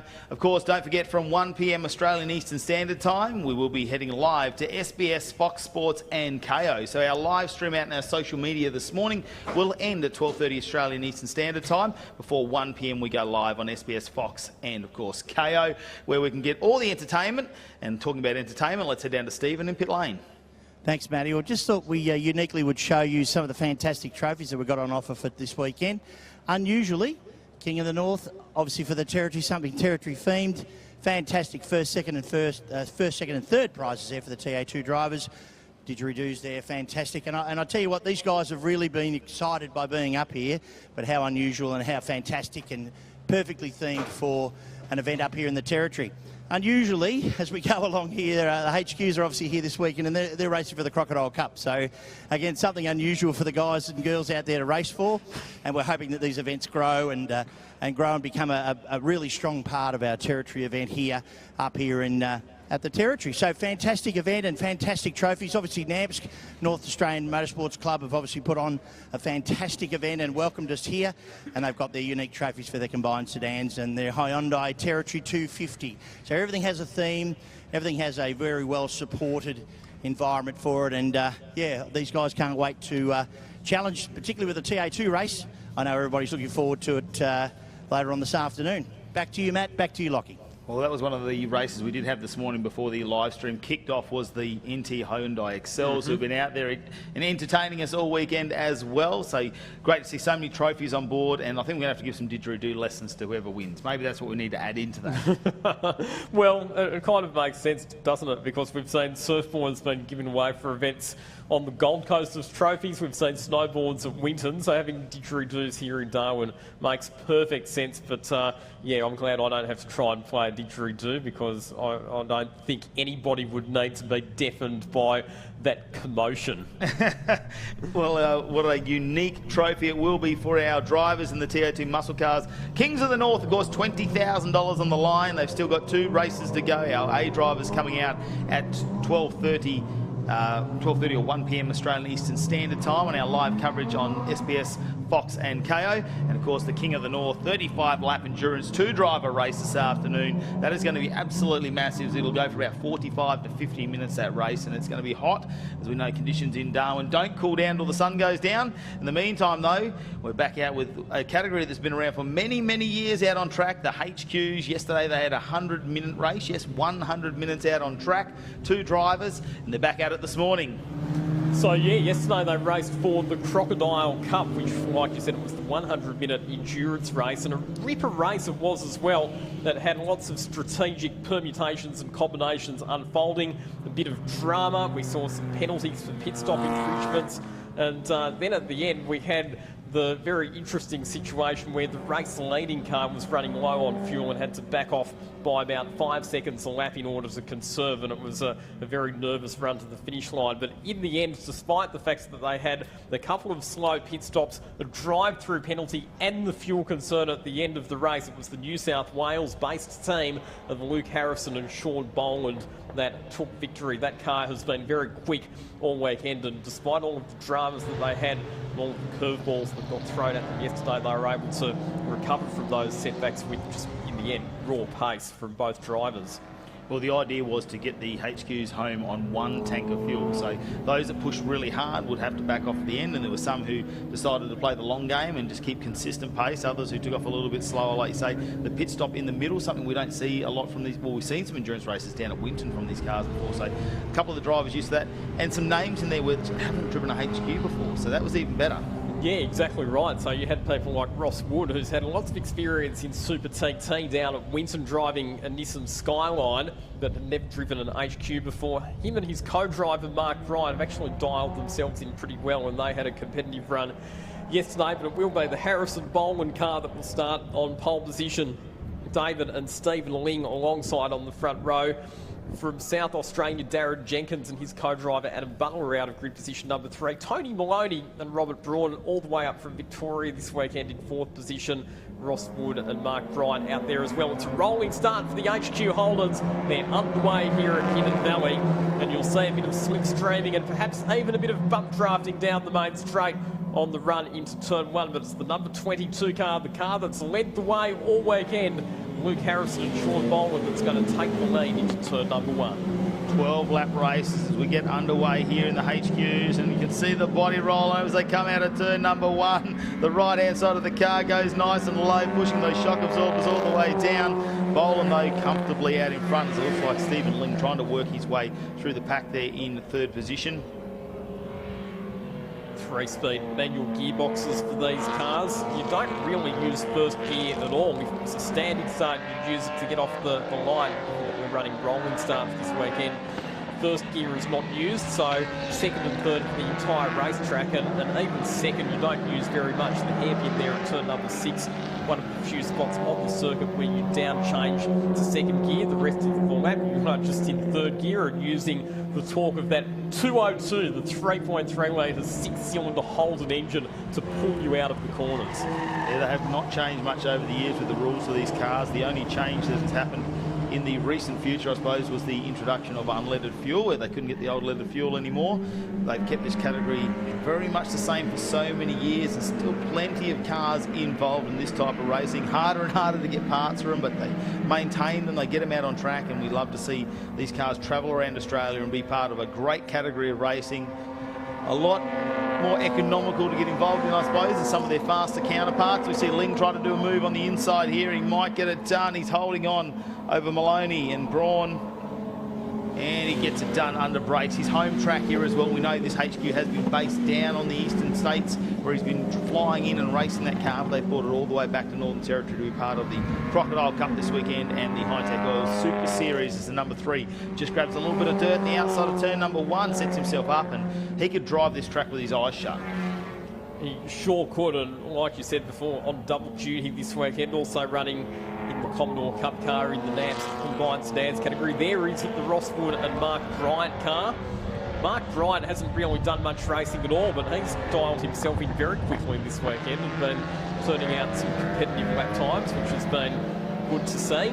And then the car that's currently in 3rd, the number 99 car of Tony Maloney and Rob Broad. Both of those drivers have had experience in a variety of different categories. We saw that they teamed up together in the Hi-Tec Oils Bathurst 6-hour driving the BMW 1 Series. And Robert Broad's also done some racing in production cars down in Victoria. Tony Maloney, a veteran of this HQ Holden category. Normally that car, or in the past, has been painted orange, but he decided that he wanted to update the colour scheme, so gave it a refresh, and it's out with that nice new green livery this weekend. So clearly Tony is a driver who does not believe that green race cars bring you bad luck. And we see him go down the main straight. Not quite close enough to take advantage of the draft there for Wood and Bryan over Jenkins and Butler as they head down to turn number 1. Not going to pull out and make a move. You might see them just grab a little bit of fresh air out here down that straight. And back runners though, Hill and Thompson taking on Anderson. And, sorry, it's Anderson and Whitehair and Mostras and Alkidis there, who's pulled out there, trying to make a move around turn number 1 back in the distance. But still leading us, the Harrison Boland HQ out in front, followed by the Lings. And I love to see them along the side. They've got the Dingerlings on. Stephen and David Ling, father-son combination. They've got a sense of humour, that's for sure. And admittedly, Stephen doesn't do quite as much racing as his dad, David, but he still loves the opportunities to get behind the wheel where he can. One of the things that really impressed me about these cars yesterday, Matty, was the reliability. We had a race that went for well over an hour and 40 minutes to be precise. All of the cars that started made it to the finish line. So even though these cars are now more than half a century old, they're still tough and they can still do long distance races, no problem. Yeah, no, it was great to see. We're getting around, and we thought maybe the heat yesterday afternoon. We had the hottest day out of this weekend yesterday, and between the drivers getting out drenched and trying to cool off when they do the driver change, and the soaring temperatures we were probably seeing inside the cars. We thought there would have been a lot more mechanical failure, but they made it all the way through, as we can see. Ling now, he's dropped back a position. What's happened to Ling? It looks like he's looking for some fresh air there down the inside. I know there was some talk about getting the draft. They think the HQs go a little bit better when they run the inside wall, but now dropping back quite dramatically. So issues there in the car. I'm not going to say he's missed a gear there to drop that far back. That is going to be something going on. You'll be checking the gauges in there.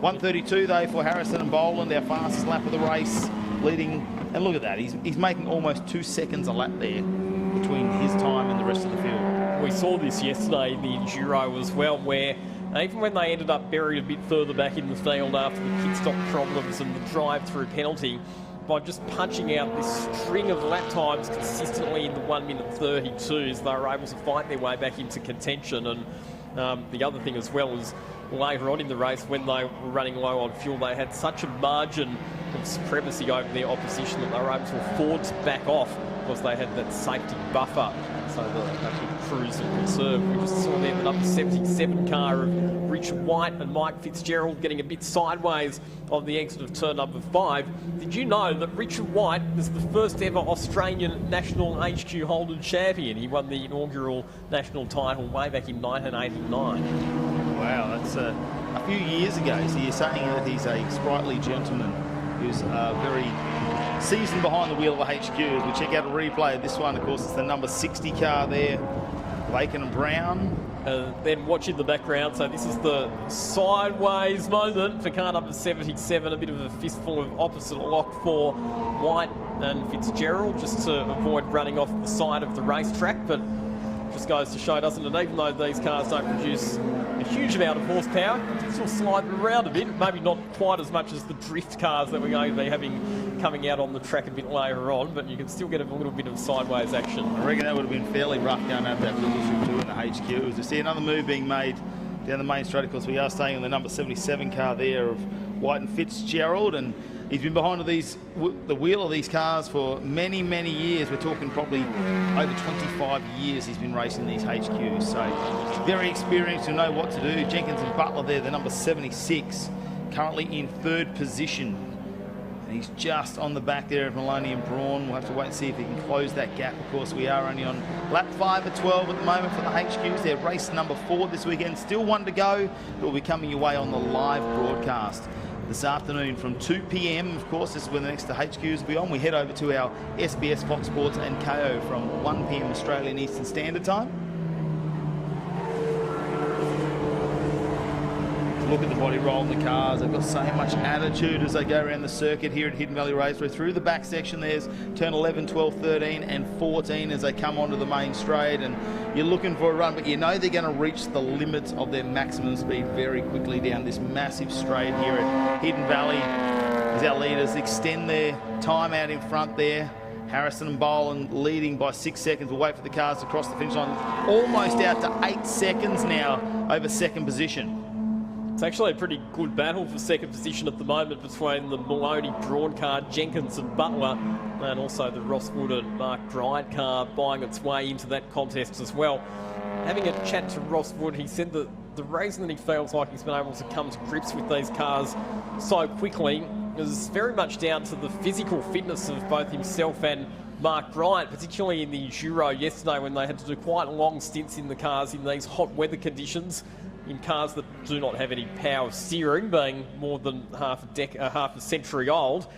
It's quite physically taxing on the drivers, so it is the more physically fit drivers who do have a bit of an advantage in that sort of situation.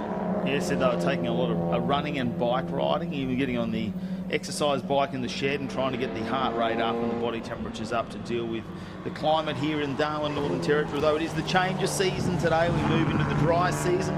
Only 2 here when you come to Darwin, wet and dry, and it'll move on to some beautiful weather come June, July as well up here in the top end. Of course, it's hot out here this weekend, unseasonably. Sometimes we see the change come a little bit early, and they did have that a couple of weeks ago where they had a couple of cool days. Unfortunately, we have copped the brunt of a bit of a last-minute heat wave coming through here in Darwin.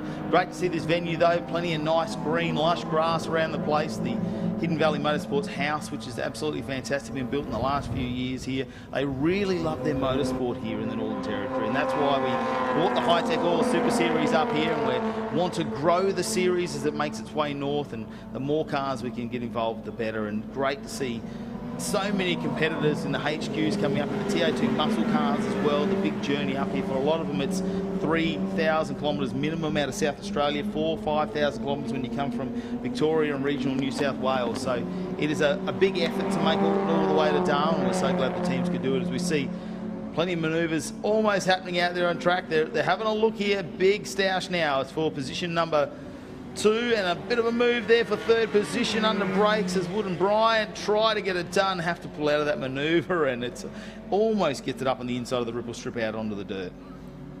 He tried to make the move through there, the Ross Wood Mark Bryant car number 31, but got squeezed right up on that ripple strip on the inside, which unsettled the car. And he's another driver who's had to wind on a bit of opposite steering lock to keep it on the black stuff. We are halfway through this race now. We move on to lap 7 as they go through the back section of the track here at Hidden Valley Raceway. The final few corners, he'll have to reset himself up, close that gap down, have another moment where he can have a dive down on the inside of Jenkins and Butler there for Wood and Bryant. Look at him really pushing the car as he comes out of the exit of turn 14 onto the main straight. It's not as wide down there as you would think, is it, Lachlan? When you head down there, they're heading really fast out of 14, trying to apply as much acceleration as possible. In every category of racing, we see those back wheels just touch over, grab a little bit of dirt when they're pushing hard, and we go down the main straight, he just moves over a little bit. Wood and Bryant aren't going to be able to pressure him now as they go into turn 1. It's not their lap to do it. They'll reset themselves. They've got a couple of laps still to go in this race. What we've seen right throughout the weekend as well, Matty, is that there's a variety of different racing lines that you can take through turn number 1. You can take a nice shallow approach, which works well if you're defending from a car that's trying to make a move from behind, or you can take a bit of a wider entry, a bit like what the Halkitas Monstrous car is taking here at turn number 1, and try and hang tough. It is quite easy and quite possible for cars to run too wide around the circuit, and that is the Halkitas Monstrous car that's going to look to do the switchback with that nice wide exit.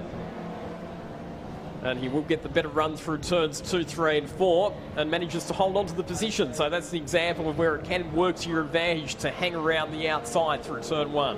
Yeah, definitely, and they would understand that, being locals here. Plenty of laps around this circuit from both drivers. He's having to go on the inside there for Whitehair and Anderson, but Halkitas and Monstrous, they know exactly what to do. Stay in that torque range of the 202, which would be very limited. So by going out wide and not, like you say, they're not going up and down the gears a lot, so you need to stay in that power range to make sure you get that drive out. And then you've got the right-hander on the inside once again. So they'll reset, look for that run down the main straight as they head through the back section here. I don't think there's going to be enough room there, enough pace to get the move done for them. Of course, the battle at the moment for 7th position on your screen here as part of the Hi-Tec Oil Super Series is the HQ Holden Founders Cup out on your screen at the moment. Welcome to everyone joining us on the live stream. We hope you're enjoying all the action here from Darwin, Northern Territory and Hidden Valley Raceway. If you're down on the eastern states, well, we're enjoying the warmth up here. And maybe next year you should too, and come up and enjoy all the tourism that we've sampled up there. Great to see we took some of our drivers out to Crocosaurus Cove and of course the Barramundi Farm. It was fantastic. They've gone jet skiing, they've done quad bike tours. Everyone's been up here enjoying the outside adventures that the Northern Territory does bring. It's not just a race we come up for, it's a weekend, and we get to have a great time with all of our crew as well. You see, doesn't get the move done the inside that time. Halkitas can cover them off. Make sure they get the drive coming out of that corner. It nearly slides in the background though, Whitehair does. Oh, Whitehair really pushing that car now. He's starting to run out of laps. You mentioned there before about this being the HQ Holden Founders Cup. So yesterday we had the Crocodile Cup for the endurance race, but today it's a little bit different. So 2 races will combine the points that are scored in each race by each of the two drivers. So whoever does this race, the opposite driver will do the next race, and then the team that ends up with the highest number of points will win the Founders Cup for their state. So at the moment, Luke Harrison and Sean Boland, they're from New South Wales. So as things stand at the moment, New South Wales would be on target to win the HQ Founders Cup, and it's a recognition of the fact that HQ Holden's continues to be a truly national motor racing category with strong fields in every state right across Australia. You can see he's come around to lap traffic already. So in a 12-lap race, they've come down to the final lap. That will be a time certain call there. We did see it was on lap 9 or 12, but time certainty happening today with all of our races as we are live on TV a little bit later today. So final lap now for the HQs, and it's Harrison and Boland in the lead as they come around. Turn number 6, the hairpin there. They're halfway through the lap. They're going to have a commanding lead here. It was out to 15.2 seconds last time they crossed the start-finish line. And look as they go around the back section here. Just needs to keep it nice and smooth. They haven't put a foot wrong here in this race at all. You'd think they're going to bring this car home nice and safely. The number 22 out of New South Wales will give himself a good start to the Founders Cup here today. Monday it is. We keep thinking it's Sunday, don't we? The long weekend here in the Northern Territory. Where else would you be? He's come around on the main straight to finish this race. Can't even see second position behind him. Strong lead, flash of the lights there as they come across the start-finish line. They'll take the checkered flag, and the win will go to Harrison and Boland in the number 22 HQ. Comprehensive margin in the end back to the Tony Maloney and Rob Braun car, which finishes up in second position. Darren Jenkins and Adam Butler, they had some pressure from behind from the Ross Wood Mark Bryant machine, but they were able to pull away in the end, so they come home in third spot ahead of Wood and Bryant. Phil Aitken and Peter Brown car, which has been a consistent performer right throughout the weekend, next.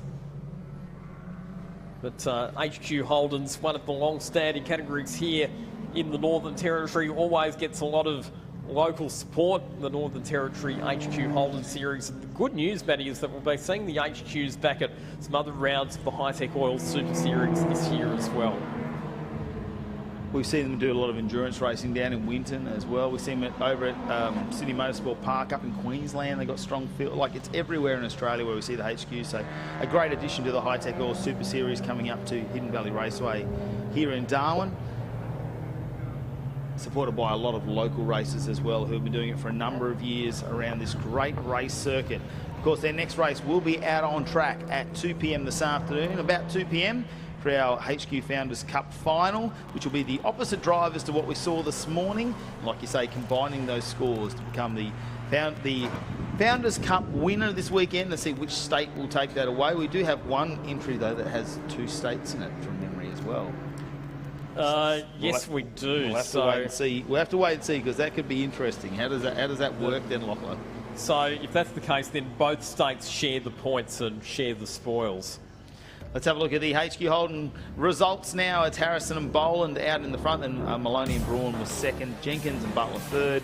And then it goes to Wood, Bryan, Aiken, Brown, White, Fitzgerald, Mostras, Halkitis in seventh, Anderson White here in eighth, Hill and Thompson in ninth, and the Lings, some issues there for them, and they were up in the pace in second position early in the race, but dropped off in pace. So something going wrong with the number 3 HQ Holden, and I'm sure they will get back to the pits and try and sort that issue out. Obviously, it was a long endurance yesterday, might have taken its toll on these very stout cars that have been super reliable this weekend in the heat up here in Darwin.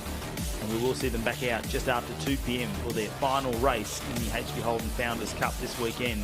Race number 5 for them, because we had practice on Saturday, qualifying and racing on Sunday, and now they're back out for their final day racing. It's the Monday public holiday up here in the Northern Territory. We share that with Queensland as well. Whereas we see other states, hopefully they're watching, they're tuned in at work maybe. They might be at home, working from home luckily, watching us on the live stream this morning. Of course, we head over to SBS, Fox and KO later on today from 1 p.m. Australian Eastern Standard Time. Great to see our winner there, gives a thumbs up. He's had a great weekend. They just keep being the number 1 out of every race at the moment. They've come to grips with the Hidden Valley circuit very quickly, and not too much of a surprise when you consider that that's one of the fastest cars in the New South Wales HQ Holden Series, where they've been one of the front-running contenders, both drivers, both Luke Harrison and Sean Boland, very quick in the New South Wales HQ Holden Championship. Beautiful weather here, good to see more spectators filtering into the venue here at Hidden Valley. We had a good turnout yesterday watching the Ta2 Muscle Cars series and the HQ Holden Crocodile Cup. And one of the good things about this track is there's various vantage points that you can see pretty much the entire circuit, Matty. Yeah, you can see everywhere around there, and it's great to see so many people enjoying the Hi-Tec Oil Super Series. And let's head down to Stephen White, though, with some of our winners of the HQs. Thanks, Matty. I have with me Adam Butler. Actually, I was listening to the commentary. You were talking about how was it going to work with a Western Australian and a South Australian in one car. But great result for you, Adam. Third place. Well done. Thank you very much. Yeah, it's been a bloody good weekend. I mean, we rocked up with a paddock basher and we've turned it into something pretty good. So, no, it's been bloody good. So, I mean, that's the beauty of the HQs, isn't it? I mean, there's been a couple of other cars that were sitting around in sheds for a few years and they've been able to come along and use it here this weekend, but obviously race it wherever they can during the country. It's a pretty cool category like that, isn't it? it absolutely is, mate. I mean, the camaraderie around these guys is just great, you know. Like, helmets off, we're all best mates, but on track, you know, we're still going to battle it out. But, yeah, I love it. Have you driven here before? I have, mate, yeah. Done about, this might be my 5th or 6th time up here, so I love it, yeah. It's really good up here. Big long straight to get everything organised and get ready for turn 1 down there. How would you say, obviously with that race, the car drove well, but the temperature was well and the car was obviously strong during the race for third place. Absolutely, mate, yeah. I mean, it's been holding pretty good all weekend. We just built a gearbox in the pits earlier, actually, after yesterday, so that was a bit touch and go, but we got it in and it was getting gears, so we're happy as. So, Darren's turn next. No worries. Good on you, Adam. Thanks for coming up. Thanks for coming across. And I've got Rob Braun here out of the green 99 car, sharing with Tony Maloney, but Rob, you brought it home in second place. Well done. I sure did. I'm very, very, very surprised with myself, you know. Never driven a HQ before. So you're used to driving improved production and Super TT cars, is that right, from over on the eastern seaboard there in Victoria? That's correct, yeah. IP, improved production and production. Yeah, so getting one of these is a real learning curve. Hot work out there, and how did you go with the 2-hour or the 100-minute race yesterday? That was hot work out there for 100 minutes, and obviously probably about an hour or so in the car sometimes for some of you, but obviously the car was consistent and reliable and kept cool enough to continue through to today. Yeah, that's right. I think actually the 2-hour yesterday was actually easier. The car seemed a bit slippery today, but once a couple of laps in, it was hooking up and consistent. I just had to watch Adam, and I just couldn't afford to make one single mistake. Otherwise, he was all over me. So. No worries, and you'll strap Tony in for the final this afternoon. I think so. He's going to put on a show. Good on you. Thanks again. Well done, Rob. And I'll get our winner, who's been pretty dominant this weekend, Sean Boland from New South Wales. Well done, and beautiful looking car, but well done, and a great result for you for race 4 of the weekend. Yeah, thanks, mate. We love it up here. We've been up here a couple of times now, and Luke here's been co-driving with me, and yeah, it's been great. Car's been faultless, and thanks to James at MIA Engines, he's given us a great car this weekend. Hi-Tec Oils and HQ Racing Northern Territory. Ever since we've gotten here, they're like a big family here. They've welcomed us into their houses for barbecues, and they're really good. They've been anything we needed, they've given us while we've been here, so it's been fantastic. And obviously that's a camaraderie with HQs, isn't it? I mean, we're just talking about the guys who just talking about 1989, 1988, started in Tasmania, came to the mainland in 89, and obviously this category is still strong. Yeah, look, you have a look how many cars we had at Bathurst last year, and we managed to do that whole race without one safety car, so it shows that we can put it together at big events, and hopefully we'll get invited to more. No worries, it's been fantastic you having here. We'll see you in the final in a couple of hours. No worries, thanks, mate. Can I just say a big hi to Janaea, Arlo and Reed back at home? Thanks for letting me come again, guys. Good on you, and that's the other thing. Everybody has a real life, so they have to have their family let them off for the weekend and have a bit of fun with car racing. Back to you, Matt. Back to you, Lockie. Yeah, thanks, Steve. Great to see him catching up with all of our winners here at the Hi-Tec Oil Super Series, especially the HQs. Let's check out some of the highlights, though, from this action-packed race. As you can see, it is the race number 1 of the HQ Holden Founders Cup. Race 4 for them this weekend after their 100-minute enduro, but it was all, of course, Boland off the start there, who just drove away with the lead, got into turn number 1, and from then on, he was just super dominant, Lachlan. We got to see the power of the slipstream heading down into turn 1 off the rolling start, and the driver in the number 99 car, Rob Braun, who we heard from down there with Stephen White in the paddock area, moving up to position number 2. He was actually overtaken, though, on the track by David Ling and relegated back to position number 3. But then we saw the David and Stephen Ling car developing some mechanical problems and slowing down. This was actually a pretty good contest for a little while, with the Mahoney Braun machine with Rob Braun at the wheel, Adam Butler and also Ross Wood battling it out to position. Richard White right on the limit of adhesion. Number 77 car through turn number 5, getting a little bit sideways. A bit further back in the pack, this was also a good contest between the Stavros Monstrous Nick Alkina's car and also White Hair and Anderson in there. Number 72 HQ Holden. Yeah, they went through it throughout the entire race, but it was a nice battle for second position between these three for a while there. We don't know what happened to the Lings there as the car sort of backed off and didn't get out of this fight. It was 4 cars to start with, and these 3 going at it, and we could see how much the Wood Bryant car, they were pushing that, trying to make it happen. They had a bit of a dive down there, thought they might have got it done. Unfortunately, didn't make it that time there, so had to back off a little bit. Ran out of time, really, to make the next move in this race. And of course, Sean Boland there, a dominant win in the HQs for race number 1. They will be back out around 2 p.m. this afternoon to get back out on track, which is going to be about 2:30 Australian Eastern Standard Time for their next race, which will be on the live coverage on SBS, Fox Sports and KO. Of course, if you want to tune in on any of those platforms after 1 p.m. Australian Eastern Standard Time, the crowd trying to stay out of the sun at the moment. And the great thing about Hidden Valley Raceway, like you said, Lachlan, is that there are so many vantage points. So the inside of the track, there are lots of trees to get shaded under and try and hide from the heat today, as well as up on the hill we can see a few umbrellas and shades set up. In the meantime though, let's catch up with Steve down in pit lane. Thanks, Matty. I've got what I would call our international entry.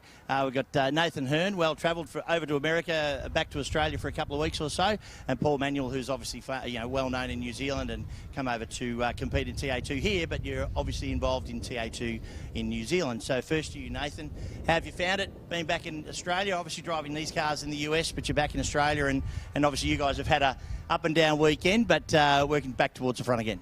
Yeah, Pete's put the 2 Captain America shields on the side, and it seems they've activated a target or something. But yeah, look, I mean, we've been really fast, and Paul's doing a great job. And we had the car actually hooking yesterday in the endurance race, and it likes to look after its tyres, which is really good. And yeah, unfortunately, we got Liberace in turn 1 and sent off pretty hard, and here's what it is. So we're somewhat out of the 20 grand. You know, it's not impossible, but we're just going out there for ego now and see how we go in the last race.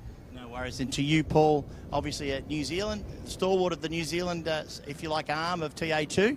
How are you liking it out here for a start? Hidden Valley, obviously, is your first time at Hidden Valley, but certainly driving Peter's car and driving with Nathan. How's it all been going? Oh, really grateful, actually. I mean, Nathan's been great. You know, young fella teaching the old boy a few tricks, that's for sure.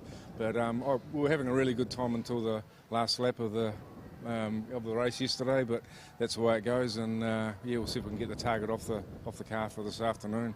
But yeah, the circuit's awesome. The heat is fantastic when you've got the cool suit on, but apart from that, yeah, having a really good time. It's awesome. No worries. And obviously the cars, you've had that damage or you've had an incident yesterday. The car in the race this morning was fine? Went okay? Yeah, these fellas here, they're doing a great job with the car, and yeah, there's no stone left unturned with it. They're legends. We'll look forward to seeing the Dodge up front a bit later on the day. Thanks again for your time. Thank you, guys. Back to you, Matt, and back to you, Lockie. Yeah, great to see them too. They're really an international entry now with Nathan Hearn over in the United States, and what a story that is, of course. Trans Am champion twice, S5000 Rising Star Award, and he's been here with the S5000 at the Hidden Valley Raceway before. When we actually went out fishing the other day and we had him in the bus, I said, oh, there's the go-kart track. A lot of these guys have all, raced go-karts together in their junior years. He said, I've been up here for an Australian title there as well. So Nathan Hearn, very accomplished racer, now in the United States, and we can't stop talking about that race he's recently had over there in Ta2 in America, where he went from 15th place to 2nd. So really showing his abilities over there with a huge crowd of racers, and look, he is one to watch for the future. Straight over to America, not mucking around, and that's what a lot of the Ta2 young guns that we spoke to the other day said. They're looking up to Nathan now and wanting to go to America in a few years and try and see if they can put their name amongst some of those races over there, and if they can make it, because it could go on to something like IndyCar and places like that. So we'll wait and see how that goes. Of course, Top End Drift Association going to be back out on track very, very shortly. They've got a top 8 competition this morning, Lockie. I know you're not a drifter, but you're going to hang around and call this with me, can't we? You can ask me some questions throughout this one, of course. Top 8 for them today. Our local competition joining us here at the Hi-Tec Oils Super Series. Of course, Hi-Tec Oils also supporting the Hi-Tec Drift Series, which is happening next weekend at Calder Park down there at Victoria. So although we're not doing the circuit race, and we are going to get out and use part of the circuit to blaze some tyres and do some drifting down there next weekend. But Steve White, you're down in the pits. What are we doing? You on, Steve? Yeah. Yeah, thanks, guys. So obviously we're just down in the Brad Gardner and Max Vidal pits. The boys are just looked like they were doing some work towards the car with some air vents and just getting a bit of cool air in there. I do have Brad and Max with me. So, Brad, that was pretty good to watch your car out there running up the top three there, and obviously looking forward to an enjoyable day today. Yeah, when he rolled out Saturday, I was a bit nervous. Never watched my own car go around, but now I think he's nervous watching me because no, he's putting me to shame. But it's just awesome. It's what we wanted Max here for, and he's doing everything we wanted him to do, so it's good. And Max, obviously, you were saying earlier on to me today it was a bit different than a Cup car, but obviously it's fantastic, and you're delivering the goods. Yeah, it's obviously a lot different, but at the end of the day, it's 4 wheels and a steering wheel. So change your driving style a bit, have fun, and have a dip. So yeah, obviously yesterday we had good pace in the Enduro, so hopefully do it again. This morning we had good pace again. Just slight tweaks to the car, and hopefully Brad rolls out and moves forwards in his heat race, and then yeah, the big Enduro this Arvo. And how are you looking forward to your next heat race there, Brad? Obviously, I saw you yesterday. You were standing up the front there, a bit nervous watching your car, but you're obviously pretty happy when Max got going and was sitting in 4th at the time. So how are you looking for the next heat? Yeah, looking forward to it. Obviously, a bit of a driver error yesterday, so sorry to Max for that. But yeah, we'll push forward from 15th. We'll get past some cars. So yeah, there's nothing we can do but look forward now. And yeah, definitely not nervous about Max in the car anymore, so it's good. No worries, and good luck for the rest of the race. Congratulations for 3rd this morning, and hopefully continues on for you today, Brad. Good on you. Just while I've got you guys here, obviously these two cars are strong. The Lee Stibbs car, which is unusually, obviously Lee's driving by himself this weekend, and Brad and Max are together. So, but two strong cars have both had a bit of misfortune, but they're going to be strong for the whole day. Back to you, Matt. Back to you, Lockie. Yep, the NVA stables down there, they've been busy this weekend, and it would be nervous, wouldn't you, with someone like Brad Gardner to put your car in the hands of someone else, but Max Vidal is a very accomplished driver when it comes to the Porsches, and it's a very different car. There's no ABS. They are going to slide around a lot more, but still on the left-hand side of the vehicle, so that's got to make it a little bit more comfortable. One of the things he said yesterday was, haven't driven a H pattern in a long time. No, I think the last time that Max Vidal would have driven a car with an H-pattern gearbox would have been back in his Formula 4 days. He won the National Formula 4 title back in 2017, but he's an accomplished co-driver and he's doing the business for Brad Gardner. Right, top-end drift series. I'm out of my comfort zone here because I've never commentated drifting before. That's okay because I feel totally comfortable alongside you, Matt Kavanagh. Probably the first question that I want to ask you about these cars is how they differ from road cars, what modifications are made to them to make them suitable for drift competition. When you start to come into competition drifting, they're going to see a lot of things like, obviously they are chasing a certain amount of horsepower depending on what the tyres they want to run, but the main thing they're going to be looking for is stability in the suspension as well. They don't want to see a lot of body roll like we saw in the HQ racing. You don't want them to sort of it's like coil up and spring back and unsettle the car there. You're going to see parts that are easy to change, like a lot of them start to put winters in their diff or be able to change their diff gears very easily, but really it comes a lot down to steering and suspension. So you'll see them put knuckle kits into these cars where you generally might have 45, 50 degrees of angle of turning, your turning circle on your car. These will turn, you won't have like a 12-metre turning circle on these. This will be like a 6-metre or a 5-metre turning circle. You'll see them up to about 80 degrees of lock on some of these cars when they come to, because they can get very sideways. We've got judges when it comes to this sport. It's not about first to the finish line, because the Top End Drift Association top 10, they will be doing some qualifying to start things, and then they'll get their top 8 competition. And of course, it's Mitch Doyle in the Nightclub Electrical S13. Of course, it's got a supercharged LS under the bonnet, built by Jouar Performance down there in New South Wales and in the country there along the Riverina. Look at the amount of angles he carries it into the hairpins, returns on 6. And there you see it, almost 90 degrees of lock on the car, but he stalls it up, doesn't keep the flow of the car as it goes through the corner. So from a judge's point of view, they will look at that. They're looking for speed, line, angle, and the flow as they go through. Lots of smoke though, plenty of power in that car, huge torque monster up here. Mahali Serratus now come out, LS powered, of course, 180 in this car. He's doing it for quite some time, went from the old SR and said, you know what, you can just bolt an LS1 with these things now. They make plenty of horsepower. Actually weigh a little bit less than when you go an SR with a big turbo on them, so much easier to put the LS combination in them, and reliability, the easy torque, I suppose, he comes out. So working his way through the competition, he's had a few successful outings in that car as well. There's always a little bit of work to do in the background there. see Zdeněk Radomski now going to come out in the big XD, normally piloted by Danny Probert. This is his original drift car. If you watch Danny Probert, followed him on X-Drift Industries, he's got another XD that lives down south, which has a whole heap of different driveline in it, a lot more steering and a very custom-made suspension in the rear end, independent rear suspension he's made all himself. So this car not carrying as much angle, still got the Barra power plant on board for Zdeněk Radomski, who's getting his head around these big cars. He's used to driving something a little bit small like an S13 or even a Cephei he did in one round of drifting back in the Northern Territory. So hopefully that car will make it through. It's warm conditions here this afternoon. We love the next couple of cars you can see there. Jacob Martin though comes out in the S15. Another LS power plant. They all go V8 in these cars really, a lot of them. It's just the reliability, unfortunately. Looks like the XD might have some issues in the background there. It's been super reliable, done plenty of laps this weekend, but just rolling, and that's might bring us to a bit of an issue there, as they are going to be drifting, for the people who understand the circuit here, turns 5, 6 and 7, which is basically once you go around the first corner, you head your way up. Turn 5 is a big right-hander up to a hairpin in turn 6. As Grant Frencham now joined us. Freshly built motor in this one, 1.5J in the S13. Used to be the RB King. But of course, it didn't handle the horsepower, his right foot. It's just the abuse that he gives this car, and he actually had Michael Coulter from the Ta2s out in there yesterday afternoon trying to scare him, but I think Michael just had a great time. It really surprised him. He couldn't scare him as I went through the back section. Look at the speed he carries those. He comes out of turn number 7 there. We'll wait and see what Grant Frencham, of course, a bit of qualifying going on at the moment for these cars, so they will be going through.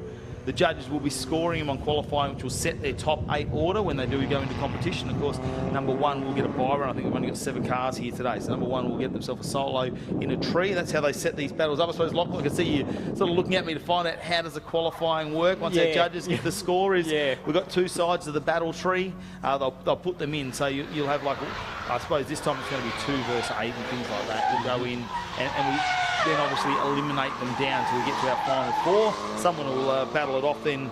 The winner between those two have a battle for 4. The first battle will find out who's going to go into competition for 1, who's going to go into competition for 3. Same with our next pairing. Then we get our battle for 1 and 2, and then we get our battle for 3 and 4. So that will be a little bit later on. We will get that started here in this session of the live stream. Of course, they will finish their competition off a little bit later today. So they are getting through.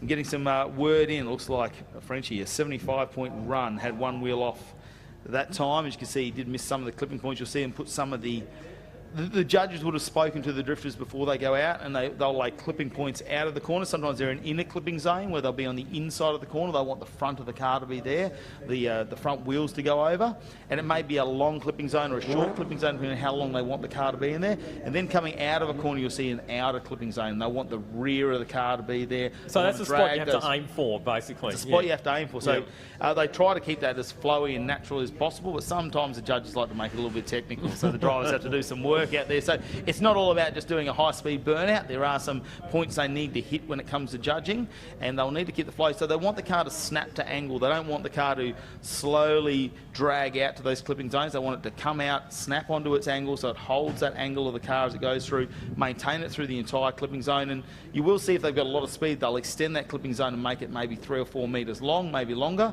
or it might just be a 1.5 by 1.5 metre box where it's sort of a touch and go. So they get the car in there and then they can move the car over and change the angle of the car. So not as easy to see here. We see in some drift competitions where they're dedicated to drift, they will actually paint those boxes out on the track. So it makes it a bit more visually, I suppose, easier for the naked eye to see them where they need to be, and then you can tell where they're missing those clipping zones, and you see the cars push very, very deep. Of course, a wheel off in the grass or the dirt is a deduction and points, things like that. Once we get into the battles, there'll be deductions if contact's made, and it might be the front car pulls up a little bit too much handbrake trying to manoeuvre themselves around, so and the other car runs, it might actually be the lead car that's in the mistake, so we'll start deducting some points. So while we just get this cleaned up out on track and get that XD off, we're going to catch up with Stephen White down in pit lane. Thanks, Matty. I have a very interested bystander here, Michael Coulter, who had a ride in one of the drift cars yesterday, and I know, Matty, you had a hand in organising that. Michael, what was it like? Oh, absolute, just chaos. It's controlled chaos, about the best thing I can describe, but it's absolutely phenomenal, the car control that these guys have got. Compared to sitting on the left-hand side of the car racing one of these beasts and then sitting in the passenger side of that thing, it just absolutely gives me, I've got no words, it's speechless. Yeah, absolutely controlled chaos. Fantastic. And obviously you're having a good run. Unique? You and Dad Steve. How fantastic is it to do that with Dad? Yeah, finally we've got the provisional results are now finalised now, P2, so over the moon with that as a result. Just, again, got lucky with our safety car stop yesterday afternoon, or our pit lane stop, but yeah, just a fantastic result. Having a great weekend. And how's Dad wandering around at the back there? He might be in the pool. Is he in the pool, or is he relaxed now? He's all good. I think he might be in the hammock, actually. He's just having a Z. Yeah, he's counting the Zs out the back somewhere, I reckon. Yeah. Yeah, good on him. Big race this afternoon. How do you think you'll fare? Look, it's going to be hot. It's going to be tough. But, yeah, just head down and focus on the rest of the day. Yeah, so, yeah, we're just going to chuck the cool suit in and make sure everything's running right. And, yeah, give it hammer and tong for the rest of the afternoon. Well, I'll let you enjoy the rest of the drift as they get going, and good luck for this afternoon. Thank you. Thanks. Yeah. Back to you, Matty. Isn't it great to see that the Ta2 drivers showing a little bit of respect for these drifters out there? They're all been watching all weekend because we've had the demonstrations happening and a couple of passenger rides out there. We even took Zach Lachaupo out there for a couple of laps in this actual car. So they came off with a big grin on their face. I tried to get you in one, Lockie, but you said you were too busy, but were you a little bit scared? Maybe a little bit.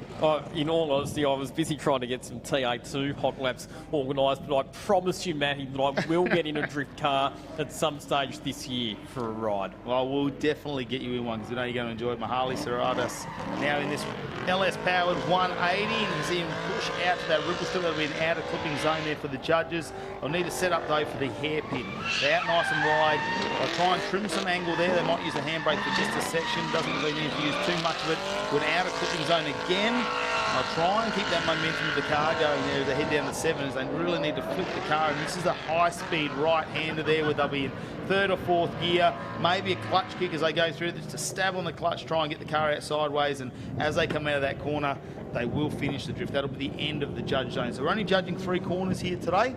Obviously a little bit of a straight there, so you see some of the bigger horsepower cars will try and maintain that wheel spin and that momentum as they go up, but there is the opportunity for the cars if they want to drive up there, set themselves up for the next corner. As Jack Botting now in the 1.5J. What's the 1.5J? 2J bottom end, 1J head work there on that one. So still got the big bottom end, the bigger bottom end of the Toyota 6-cylinders, obviously in an S13. They've got the bar work off, so you normally lose that pretty quickly, and they find the ripple strips in places like that.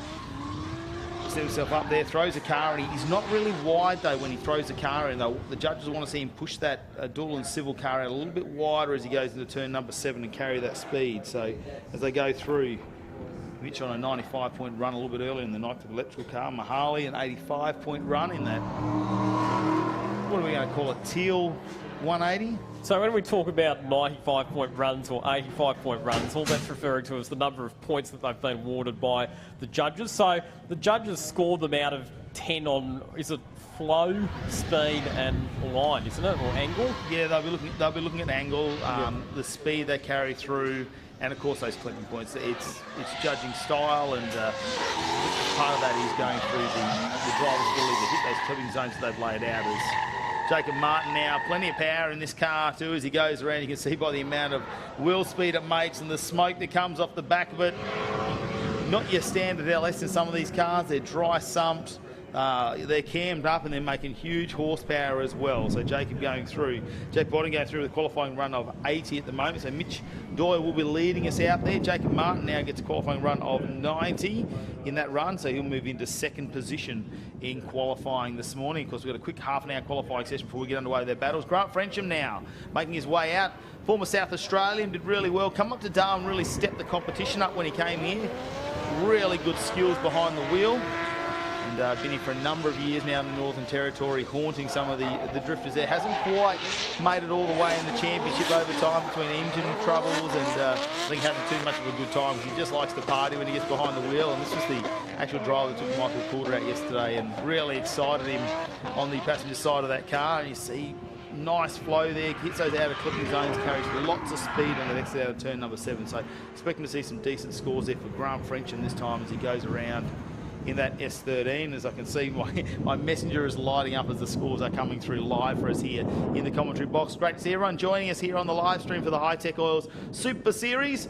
And of course, we do have our drifting on track at the moment. Don't forget, 1 p.m. Australian Eastern Standard Time, we will change over to our live coverage on SBS, Fox and KO. That's 12:30 for the locals here in the Darwin Northern Territory if they want to join in. Ben Candy now in the KE70 Corolla, and this is getting a very popular car model. You can see him using a fair bit of handbrake there, trying to trim the car, but it comes up shallow over that ripple strip and loses a lot of momentum, so that's not going to help when it comes to the judging there. See Grant Frencham, another one, scoring 90 points there. So he washed a bit too much speed off there, didn't he? And that affected his flow on the exit of the corner, so that'll not be something that the judges will look upon favourably. Definitely, especially coming over the ripple strip. That'll be marked down there. We'll get some penalty points for that one as well. So depends how they're going out there today, the level of competition. Sometimes it's easier to start going and looking at what they're doing right for scores. Sometimes it's easier to start with a perfect score and start deducting points for things they've done wrong. Mitch Doyle, on the light electrical, obviously has competed in the Hi-Tec Oils Drift Series nationally for a couple of years previously.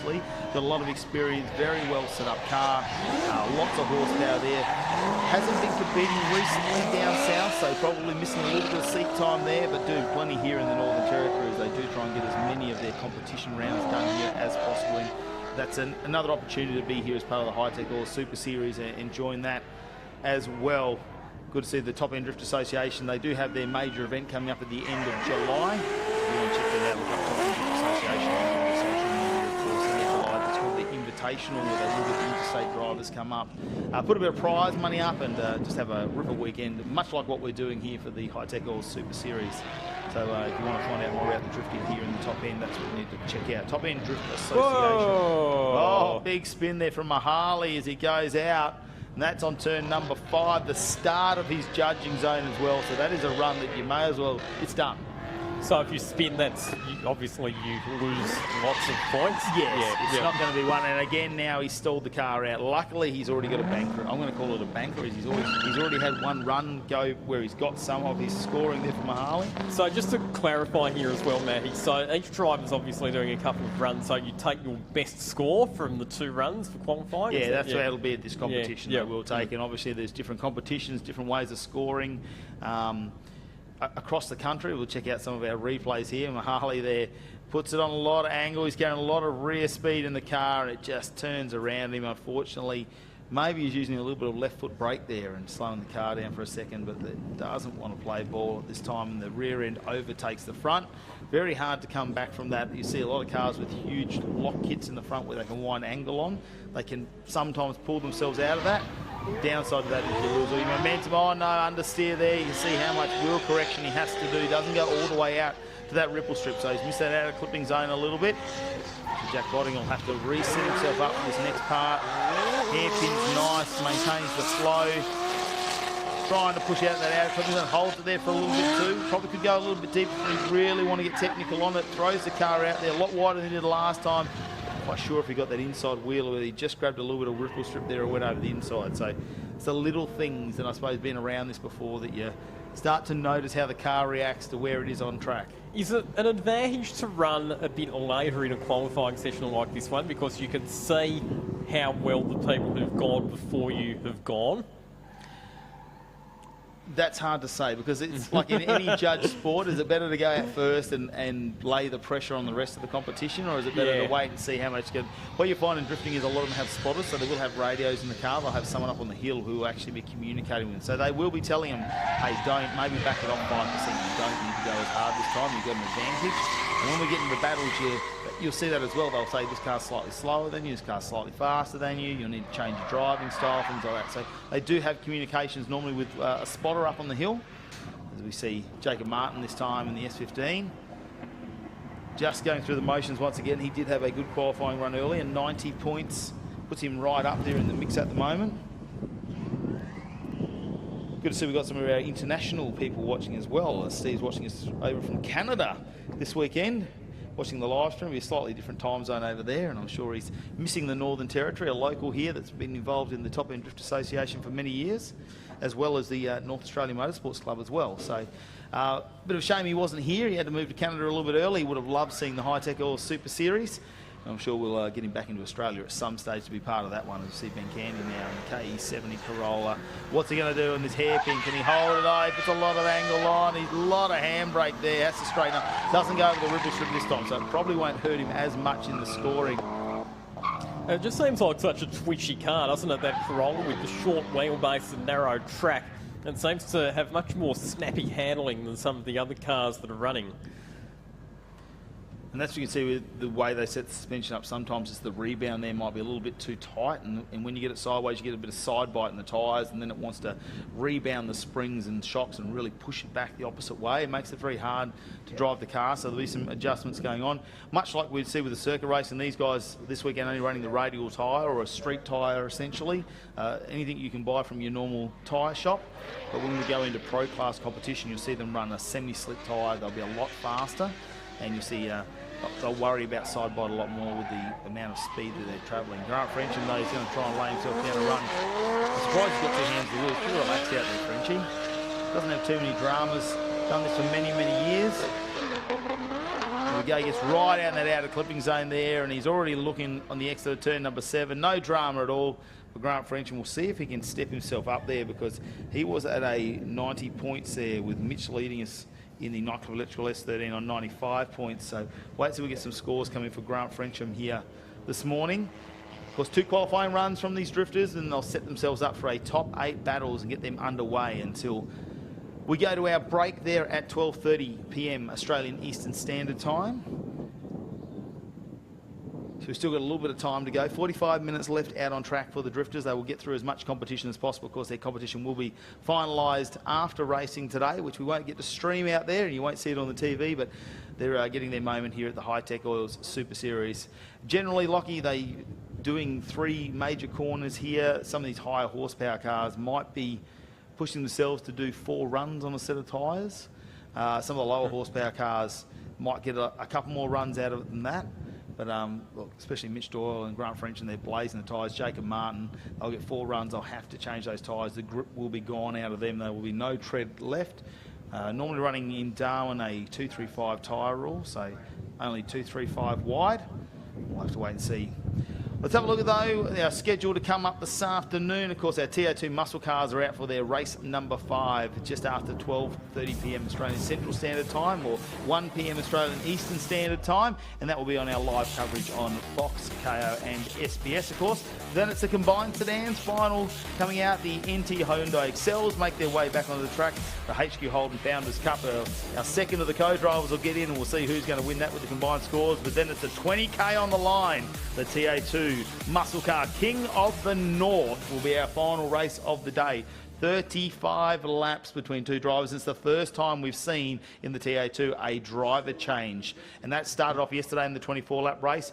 Most of them got it done fairly well. I noticed when you go through the co-drivers, they've tried to pick someone of very similar size to get into the car, and it's been advantageous to a couple of them. Some of them have got the inserts going in as well. They've had to throw the foam in, but we saw a couple of people get lucky with the safety cars yesterday. It was a very eventful Ta2 race yesterday with 2 or 3 safety cars, I think, and a red flag there, and we came out for a 2-lap final sprint race to get that one run and done. So we'll see what's going to happen today. There's exciting cars to watch. They slide around, a bit of bump and grind. They don't mind putting the elbows out. And let's have a look, though, at what are the Ta2 muscle cars right now.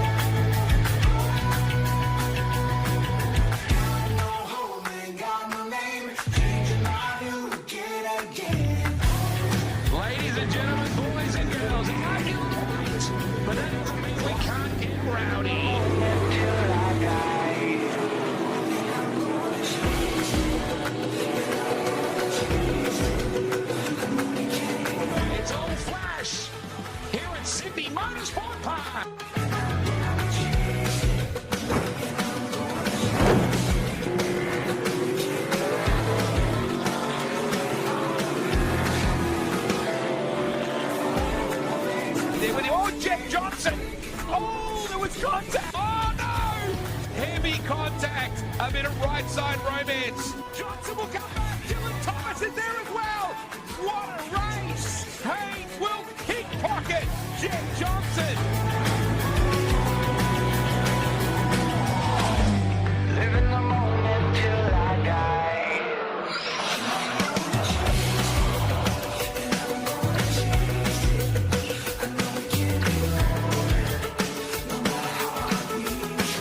Anderson alongside Haynes. The kids are going at it again. Oh, just watching Kent there, and Holden's in his trouble. Look at this, 3 deep. They'll sell him cheap. On the brakes hard. Look at this, Wade. This is where we're going to separate the men from the boys. Yeah, a little bump to the rump there, Wade.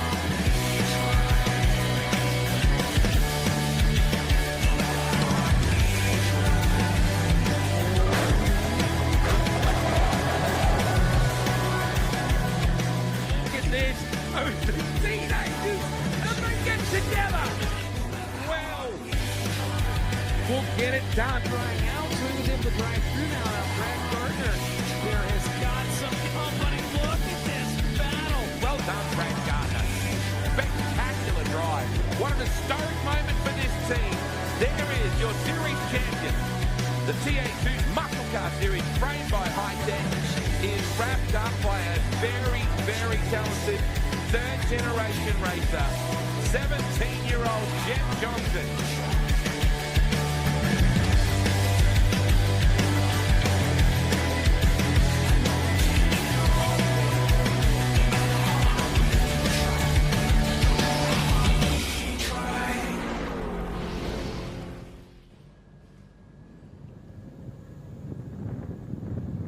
Great to see that there from the Ta2 Muscle Cars, framed by Hi-Tec, still framing back here for the 2023 season and part of the Hi-Tec Oils Super Series. We take them next to Queensland Raceway at the 2nd to the 4th of June. So it's not that far away, really. We're talking about 5 weeks for them to turn these cars around. And I tell you what, after this weekend, there's a fair few panels that are going to have to be rewrapped and bolted back on the cars, Lachlan. Yeah, looking forward to QR because it's another circuit that's got quite different characteristics. We've obviously been to Winton to start the season, which is obviously quite a technical circuit, and now here at Hidden Valley with the long straight. But the other day, a few of our drivers went on a Barramundi fishing tour. Let's find out what they got up to.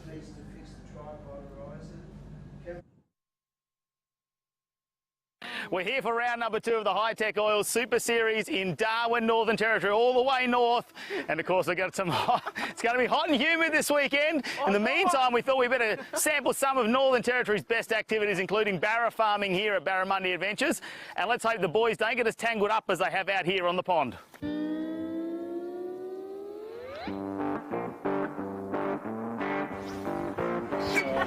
Oh, I got it. Oh my God.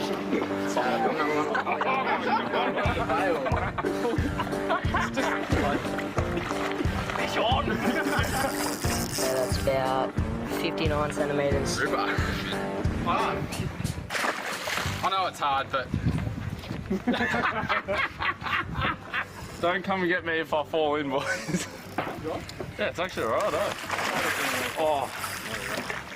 Brad, we're killing it. Yeah. Unreal. Very cool. 68, not bad. Brad, yours is only 58. Mine was 59.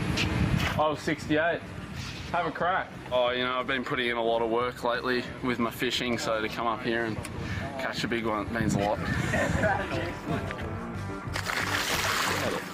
What's the team getting up to back there at the pit bay while you're out here having a great time? Yeah, well, I actually feel guilty. They keep sending me messages saying, when are you coming back? But I've just told them I'm on a fishing tour, so who knows, if we keep going the way we're going, I might not even go back. How do you think the rest of the season's shaping up?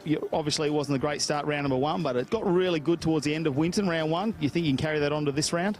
Yeah, it was obviously a bit of a tough start with the car overheating. We're up here, it's hot too, so hopefully we'll sort all that out. There's a couple new little features that we can add to the car, just help with cooling a bit. Stick to the plan, tick all the boxes, and yeah, hopefully come away with a couple of good results. Is it going to give you a bit of confidence if you land the biggest barra here today? Well, so far I'm doing well, but I think I need to just get another banker of a fish just so to make sure I'm sitting on top at the end. Yeah. Ow, straight finger. Tyler, I can see we've got some fish circling you. They're not biting. Yeah, we're not having much luck here, so I'm not sure what's going on. There's meant to be a lot of fish in here, but it doesn't look like it. It's a slow start to coming into a Friday, but how do you think you're going to go tomorrow when we get into practice? It's all about just getting into it. Like, we've travelled all the way up here, so it's going to be nice and warm for us, and get out and track and see what it's like. Come on, brother. I know you want it. Oh, yeah. You're kidding. No way. He took me bait and everything. Let's catch up with Nathan Hearn. He's getting a lot of pellets thrown out there. Is this harder than driving a race car? Mate, I'm in a fishing farm and I can't catch a fish. So I've been told there's about 1,000 fish here and not one of them want to jump on me, but I'm trying, so. Do you think it's going to be this hard this weekend out there with the field that's have shown up for the round 2 of the Hi-Tec Oil Super Series? We're trying. We won't give up, but they're not very hungry, apparently. Look, the others want you to give up. They know that, what you've been doing lately, how much time you spent in the car. Do you think that's going to pay dividends come Darwin? Yeah, it'll be good. And I'm teaming up Paul Monwell, so, I mean, he's from New Zealand and you know, he's been around the motorsport scene for a fair while, so, yeah, I mean, I'm looking forward to the racing side of things. I was looking forward to a stress-free day, but, yeah, I don't know. I've really got to catch a fish, otherwise my ego's going to be deflated before this weekend, so we'll see. Well, good luck with the fish. Good luck with this weekend. Yeah, thank you. Cheers. Go right there! Right there! Go! Oh, grab him! There's a big fella right there. Oh, have a look at it. Look at it! Go on, grab its tail. Mate, you're finally getting your casting a little bit better. There's a bit of coaching going on. Yeah, everyone clean took it out of me when we got out of the bus. Like Nathan, Josh, they just asked if I cast the rod and I said no, and it's probably the worst thing I've said, but I was the first one to catch one, so joke's on them.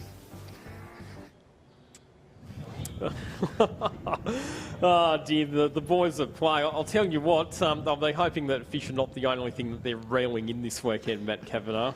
No, I'm sure there's a little bit of a check there that's floating around in the pits there that has 20k on it that they'll all be chasing this weekend. We had a good time out there, though, at Barramundi Adventures out there at Berry Springs. Here we go under competition now. Of course, our top 6, we've lost the XD. Mahali Saritas has spun out, so a big advantage there will go to Grant Frencham, who was leading out of that. So, of course, a lead and a chase driver now. We get into the battling when it comes to drifting.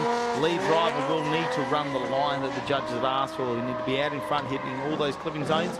Chase driver needs to get up and maintain proximity with the car. So, yeah, you don't want to touch the car in front, but you want to emulate them and be exactly the same as they go through, where they start to change directions, where they transfer their weight, where they move the car around. And you also want to try and keep that line, which you should be able to do if you maintain your proximity with the car in front. So you'll see them put the nose of the car up in the back quarter, try and stay out of that tyre smoke. So obviously you don't want to touch the car in front, but equally if you're too far back, you're going to lose points there as well, or if you spin out like unfortunately the Nissan 180 SX did there. Yes, exactly right. So Grant Frencham will get a massive advantage there. Luckily, he made his way through as the lead car and finished the drift off, so he'll get an advantage. Here we go. Jacob Martin, look at the speed of the car, though, as he takes off over Jack Botting. I'll have to push hard. Jacob Martin, the huge speed in the Abode New Homes S15, sets himself up for the hairpin on turn number 6. Slides around as he goes that out of clipping zone. Big tyre smoke, and that's a disadvantage in that tyre smoke at the back. So huge discrepancy in speed there. If Jack can still run the line, he'll get some points for this one. Of course, you've got to remember, you've got to turn around, and the difference is going to be there. If Jack's a little bit slower than what we see Jacob is, when they turn around, Jacob's going to have to slow that car down, and we find that with a lot of drivers. They're very comfortable in their own pace, especially in qualifying. It's when they've got to match the driver in front, they've either got to make some speed or they've got to wash some speed off the car. They have a little bit of drama, so it's not necessarily a win. You've got to do one lead run, one chase run. That's why it's called a battle. Yep. And, of course, the most points out of 2 of them. Of course, Mitch Doyle now coming through in the Knock Electrical entry will take on Ben Candy in that K70 Corolla. This one's going to be another big horsepower difference as they go out there as well. You've got the little 4-cylinder turbocharged engine taking on the big supercharged LS Donk. Mitch Doyle will clunk through the gears there. You can see already up in tyre smokes. He sets himself up for the first corner, slides it in there. Candy doing a nice job getting on the inside there so he can see the car. If you hang back too far, you'll get caught in that tyre smoke. Michelle initiates into the hairpin there, gets the car on lock, slides it around. Candy nice on the inside too, and look at that. Didn't do really well in qualifying. He's doing great in the battles when it comes to Ben Candy. Check this out as they come through turn number 7. Mitch Coyle just has to get on the power there, huge tyre smoke, and that's probably his advantage there, but a nice run from Ben Candy there as a chase driver, and he's just got to do that though as a lead car. We saw it didn't go his way in the qualifying runs. Maybe they've had a moment there with the little break to change tyres and get set up for our battling here in the top 8. He's had a moment to do some suspension changes on there, a lot of adjustable coilovers in these cars, so a couple of clicks maybe, and could have changed something on that car. Maybe not, maybe he's just got his eye in now, hasn't had a lot of time. He wasn't here doing the demonstrations yesterday, Mitch Doyle. Well, he was here all day yesterday just blazing tyres, and they've been up early this morning. 6 a.m. they were in the tyre changer this morning to make sure they've got enough for today, so they're already working hard. We'll turn it around now, though. Grant Frencham will have to chase down Mahali as they head out this time. Mahali spun out on his first run there in the chase position. What's he going to do, though, in the lead? Can he lay a nice line down for our judges there? Not a whole heap of angle. Goes out wide, though. On the dirt, one wheel off there. Grant Frencham just tucking in behind him. Sets himself up, though, for the hairpin. Grant just needs to get through this one. Doesn't have to do anything silly. Takes a nice bit of proximity there as they exit turn number 6, the hairpin. On the power, he's a little bit shallow there. Grant Frencham still leaves the back of the car out towards that clipping zone the judges will be looking for. And of course, they do come to their final judge point there when it comes to the drifting here at Hidden Valley Raceway, going through turns 5, 6 and 7.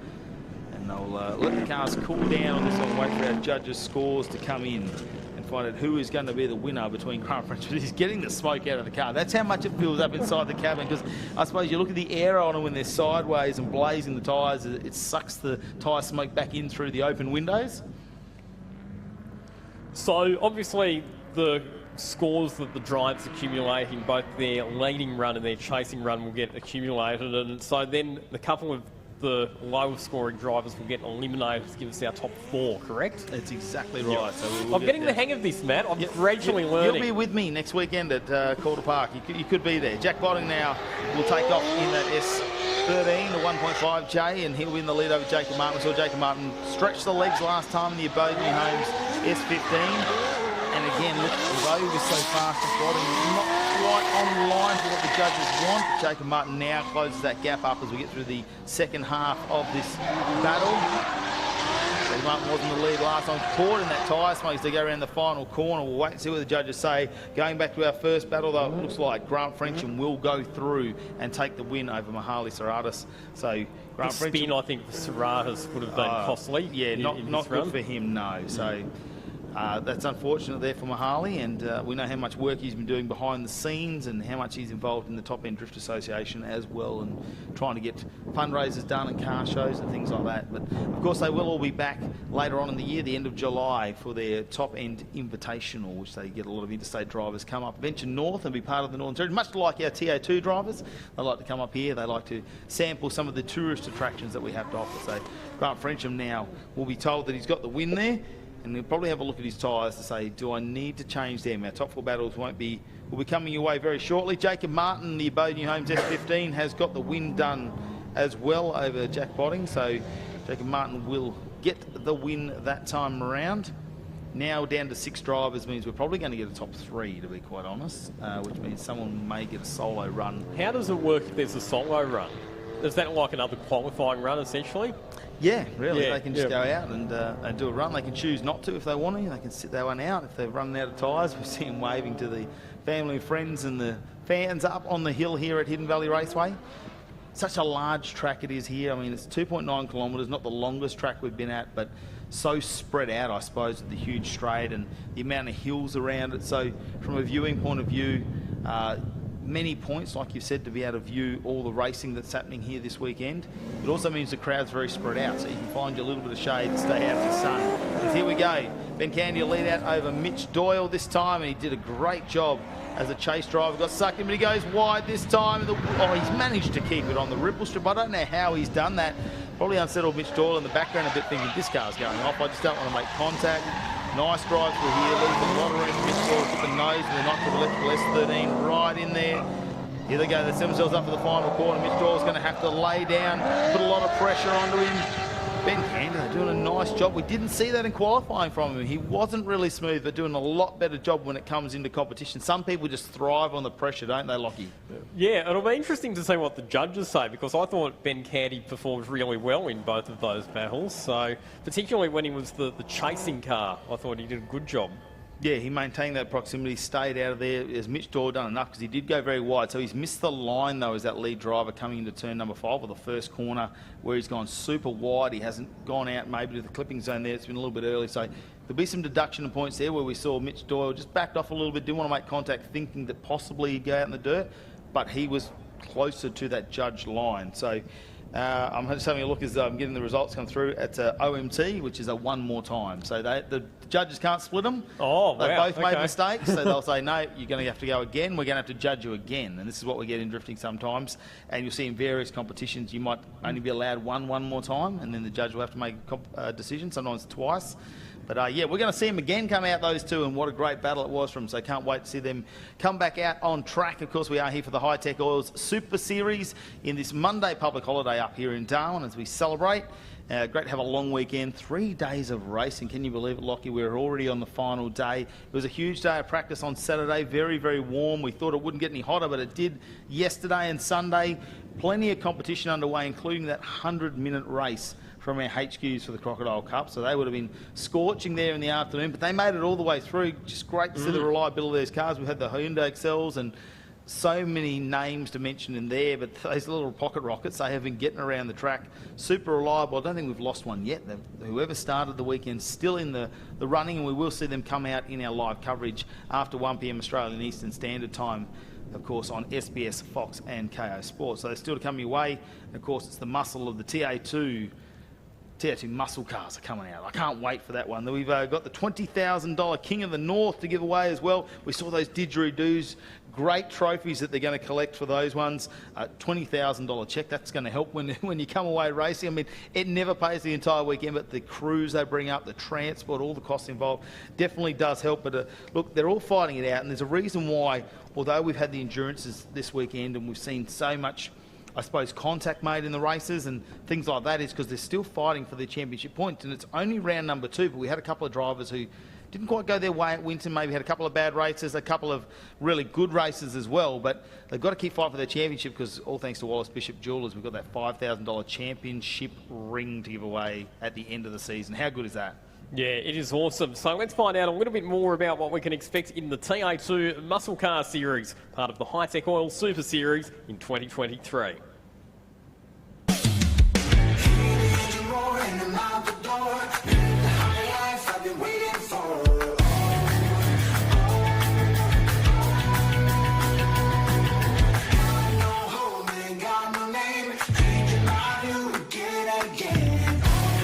Ladies and gentlemen, boys and girls, are you ready? But that doesn't mean we can't get rowdy.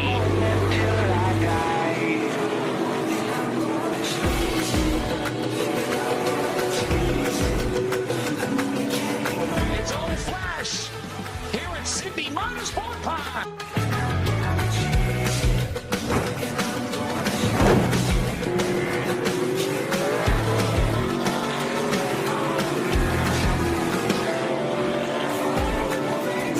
Oh, Jeff Johnson!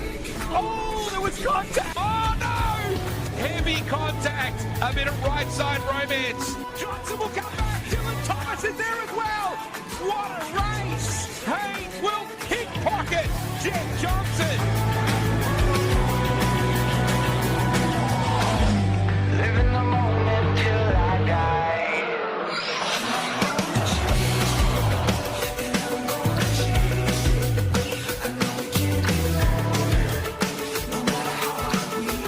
Johnson alongside Haynes. The kids are going at it again.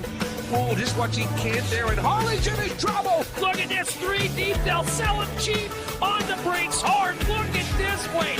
This is where we're going to separate the men from the boys. Yeah, a little bump to the rump there, Wade.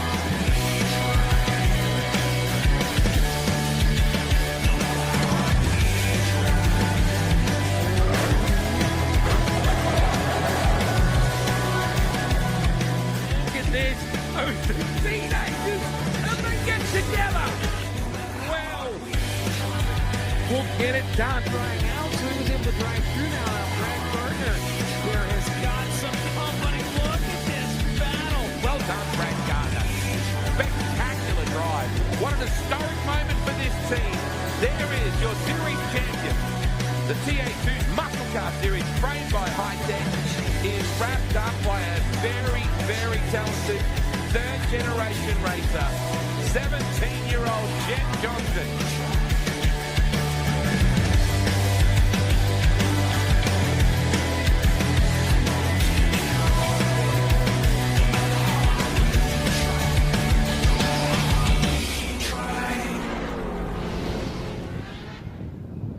very familiar name when it comes to circuit racing. The Johnson name, and Jet Johnson last year taking out the championship in the Ta2 Muscle Cars, and moved on to Super 3 this year as well, so stepping up into that. But of course, we've got plenty more of these up-and-coming drivers in the Ta2 Muscle Car Series. We're back on track though with our Top End Drift Association. Of course, they've got a top 6 battle happening at the moment. We just missed a one more time rerun there from Mitch Doyle and Ben Candy as they went around the track there. They will go and reset though, and we'll have to wait and see who takes the lead in that one. It might be Mitch Doyle going to have to chase him down after we go in the same order as last time. We'll wait and see what our judges do say, but a one more time call from after round number 1 of drifting. They will be on track for about another 20 minutes out there. We'll see how much competition we do get through from the Top End Drift Association. We'll be back on track after our coverage this afternoon to finish off their round of drifting for round number 2 of the Top End Drift Association Series.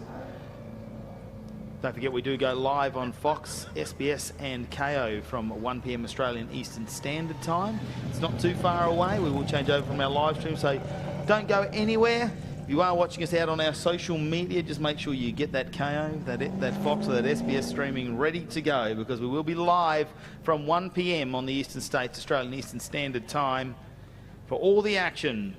Ta2 Muscle Car Driver A will be out for a 12-lap race. Our Combined Sedans final 10 laps to go. And then we will have our NT Honda Excel final 16 laps from those little cars. The HQs have to finish off with a 10-lap race in the Founders Cup. And of course, it's the $20,000 King of the North, Ta2, 35 laps, including a driver change. Coming your way, still plenty of action here this afternoon. Ben Candy leads out over Mitch Doyle now in the Top End Drift Association battles, and Ben Candy laying it down. The little Corolla there does a nice job. Mitchell Doyle needs to suck right up on the door of that. The proximity needs to maintain very little distance between the two cars. Look at him, matches him as they come out of the turn number 6, the hairpin. They set themselves up. Turn number 7, a very high-speed right-hander. Stab at the clutch. They hit the cars in there. Blazing the tyres through Mitch Doyle. Well, he can hold on to that a lot longer. Plenty more power. And again, I don't know how the judges are going to call these cars apart, because they are matching each other out there on track. How many one more times are the judges allowed to call? I think we've probably got a limit of time. Yeah, I would imagine we've obviously got some time constraints today. If it was an event like the Hi-Tec All-Stars Drift Series, then probably you'd take twice a couple of runs. Yeah, yes, it's twice maximum. Yep. Yes, and as we head into our finals, and sometimes you'll see the judges will ask for a lot of replays from our TV coverage, and they'll be looking at that in finite detail, and they can take several minutes to come up with a decision. So you just never know, and there's things like that. We'll be getting people on the ground to check little bits of contact and things like that. Luckily, we're not seeing that here today. We haven't seen any of the damage or any of the contact that you can sometimes see when these cars maintain that very good proximity as they get around the track. It's a skill these drivers have of being able to flow the car without making contact and hitting all the points that the judges have asked them to, all those clipping zones as I call it. They'll be pushing them out there, and we'll have to wait and see what the judges think about this one. Wait for this to come back in on our feed here and find the results for the Top End Drift Association. A top 6 battle this morning. We did have 7 cars. Unfortunately, one of them had some mechanical issues there. Has done fantastic all weekend. When it comes to competition, though, has gone under pressure. Yeah, so that was the XD Falcon that expired a bit earlier on, so a bit of a shame to see that car taken out of proceedings. Probably a good opportunity as well, Matt, to talk about the Hi-Tec All-Stars Drift Series, because it is part of the Hi-Tec Oils motorsport conglomerate of events, and they've got a round coming up at Calder Park next weekend. What are you most looking forward to about that one? Oh, look, we get back into pro competition, and those cars are just unbelievably fast. Semi-slick on the back, not a road tyre, very much like you'll see in a race car, still with a bit of tread on them. Quick, big horsepower cars, side-by-side action. We are running the wall there at Calder Park too, so we actually go opposite, or we actually come around where the drag strip is, so along the wall it's going to be huge smoke. The crowd can get right up there against it, big noise, big horsepower 2Js, big horsepower LSs, even some huge horsepower SR20s in. So we've got a billet SR20s, the ex-Hammerhead motor, as you see from World Time Attack's actually in one of our drift cars there for Brodie Mars from Tasmania. So he gets in there, that thing pushes almost 1,000 horsepower, 9,500 RPM. You know, it's got everything when it comes to the Hi-Tec Drift All-Stars Series. It's at Calder Park next weekend. Make sure you get on the line, grab your tickets. Saturday practice, Sunday competition. So we get underway qualifying session in the morning and then we are into it. So we knock it down, starts at the top 24, we try and get that down to a top 16. Also our Pro-Am class as well, obviously for our up-and-coming drifters. Not as much money spent on the cars. We talk the pro cars, everyone says, you know, oh, it's just you put a few components in. I'm like, these cars are well in excess of $100,000, a lot of these pro cars. So much like you see in the circuit racing competition, it is the next level up. They invest heavily in these cars. They are skeletons, much the same, I suppose, on the outside in a lot of them, as they get worked on over the time. So some of our fantastic drivers, some of the drivers that have competed over in New Zealand will be back for that one. A lot of them go to Japan to compete as well. So it's going to be great to have them down there at Calder Park. We haven't been to Melbourne for a couple of years either. We've been down up at Winton for round number 1, which they'll be back for round number 3 there as well. We're heading to Queensland Raceway as part of the series, and then look, it's just a fantastic one as well. So we'll wait and see what happens next weekend. I can't wait. It's going to be super exciting. But something super exciting also when you come to the Northern Territory is catching up with some of the wildlife, and you can't come to the Northern Territory without seeing a crocodile, and that's what we did with a few of our drivers. The Hi-Tec Oil Super Series has travelled all the way north to Darwin, Northern Territory for round number 2 of racing. It's going to be hot out at Hidden Valley Raceway, but in the meantime, we thought we'd catch some of the attractions, and we're starting here at Crocosaurus Cove, right in the heart of Darwin in Mitchell Street. And we brought along some of our future stars and some of our great stars of the Ta2 Muscle Car Series. And we thought, can we scare them by holding a crocodile? Let's find out. What do you reckon?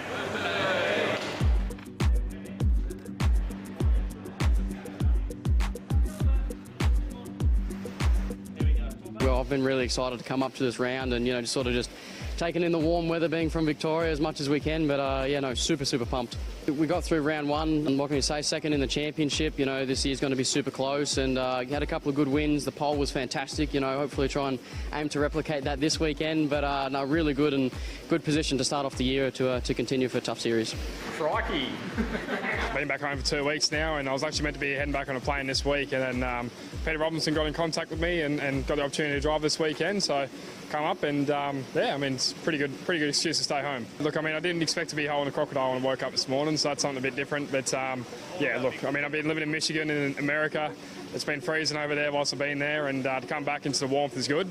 Defrost a little bit and see how we go this weekend. It's the first time for our cars being in Darwin and dealing with the humidity up here. It's going to be something different for them, and hopefully they hold up pretty well. Yeah, America is very competitive. It's another level really over there. I'm looking forward to getting back into Ta2 cars. I've done a fair few years of these things before I went over there, and I've been watching from the sidelines whilst being over in America, and it's definitely stepped up another level. So I'm excited for this weekend. It's always good to be back in Australia, and with these guys that gave me my start in motorsport. So pretty excited to be back here.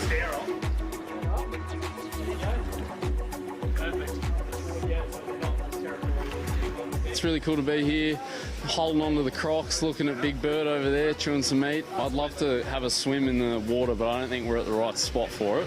Really excited for the big week ahead, obviously, dual driver event. And we've been off to a good start for the year, and hopefully we can keep that momentum going.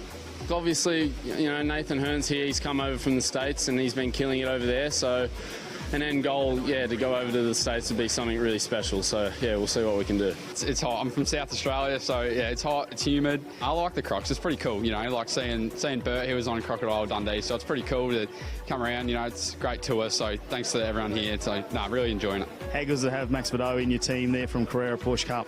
Yeah, no, it's extremely cool. He hasn't driven one, but he's an amazing driver. So if he's a race car driver, and he's an amazing steerer, he can drive almost anything. So left-hand drive Porsche, and they go faster than us, so I'm sure he'll be fine.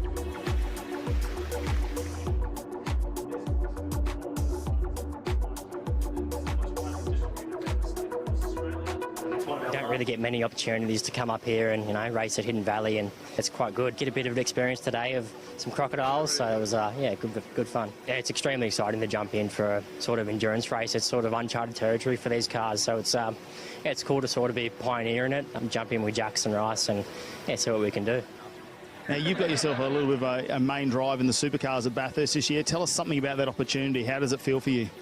Yeah, it's massive. I'm super excited to get into things. We're going to head to Sandown and Bathurst, so just to be on the main stage in supercars is pretty cool. Yeah, I'm not going to try kiss this one. You're doing this. Without eating. Really? Yeah. So now I'll go get a time out. Yeah, it was good to take those boys around there and check out everything that Darwin has to offer Crocosaurus Cove. We're very inviting to have us in there, weren't they, Lockie? And you got a bit of Steve Irwin about you. Oh yeah, the boys convinced me to hold a crocodile, so yeah, gave it a crack, and fortunately managed to escape from Crocosaurus Cove with all of my limbs intact. So that was a good outcome. But yeah, fantastic to be checking out some of the local tourist attractions. And again, massive thank you to the entire Northern Territory community for supporting the Hi-Tec Oil Super Series here at Hidden Valley this weekend. So it looks like our Top End Drift Association will continue their championship after racing today. The cars will retire. They've got their top three going in. Of course, Mitch Doyle, Grant Frencham and Jacob Martin will go through for that. In the meantime, though, our stream will be coming to an end very shortly. But don't go anywhere, because you need to find SBS, Fox Sports or KO, because we will be live from 1 p.m. Australian Eastern Standard Time on those platforms. Live TV, Lachlan Mansell, and we've got plenty more action. The Ta2 Muscle Cars, their driver number A, which for most of them is their main driver in the series, will be back out for a 12-lapper from 1 p.m. Australian Eastern Standard Time. That's race number 5 for them. It's points in the championship. Then it's going to be on to our Combined Sedans final for 10 laps, the NT Hyundai Excel finals for 16 laps. The HQs are back to find out who's going to be the winner of the Founders Cup, of course, accumulating their points from this race and the previous race you saw on the live stream. And then it's the King of the North, the Ta2's 35 laps, $20,000 up for grabs. The drivers have to change. We've got a very limited pit window for them to do it in. We saw plenty of action yesterday. The stewards were still working on that this morning, so a lot to unfold. It's going to be exciting. I cannot wait. It's all coming your way. And don't forget to log on to SBS, Fox Sports and KO this afternoon from 1 p.m. Australian Eastern Standard Time. We thank you, Lachlan Mansell, for joining us. You'll be back a bit later in the coverage. I will indeed. Looking forward to joining you once again, Matty. Look, so ladies and gentlemen, make sure you find your streaming service there and get back onto the live TV from 1 p.m. Australian Eastern Standard Time, and we'll join you then.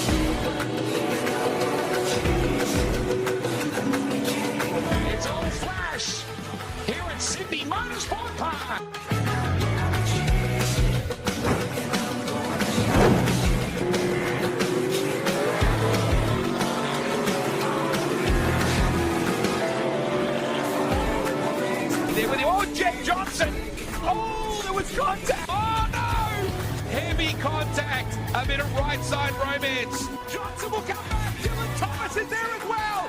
What a race! Haynes will pickpocket Jet Johnson.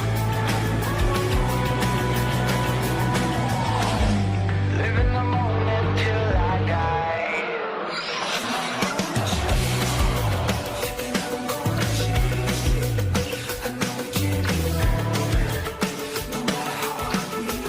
Johnson alongside Haynes. The kids are going at it again.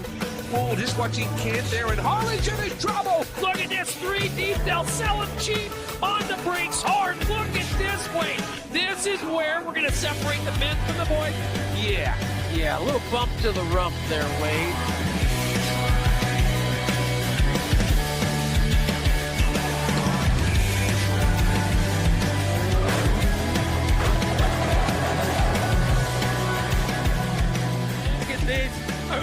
Teenagers, and they get together. Well, we'll get it done. Right now, who's in the drive-through now? Brad Gardner, there has got some company. Look at this battle. Well done, Brad Gardner. Spectacular drive. What an historic moment for this team. There is your series champion.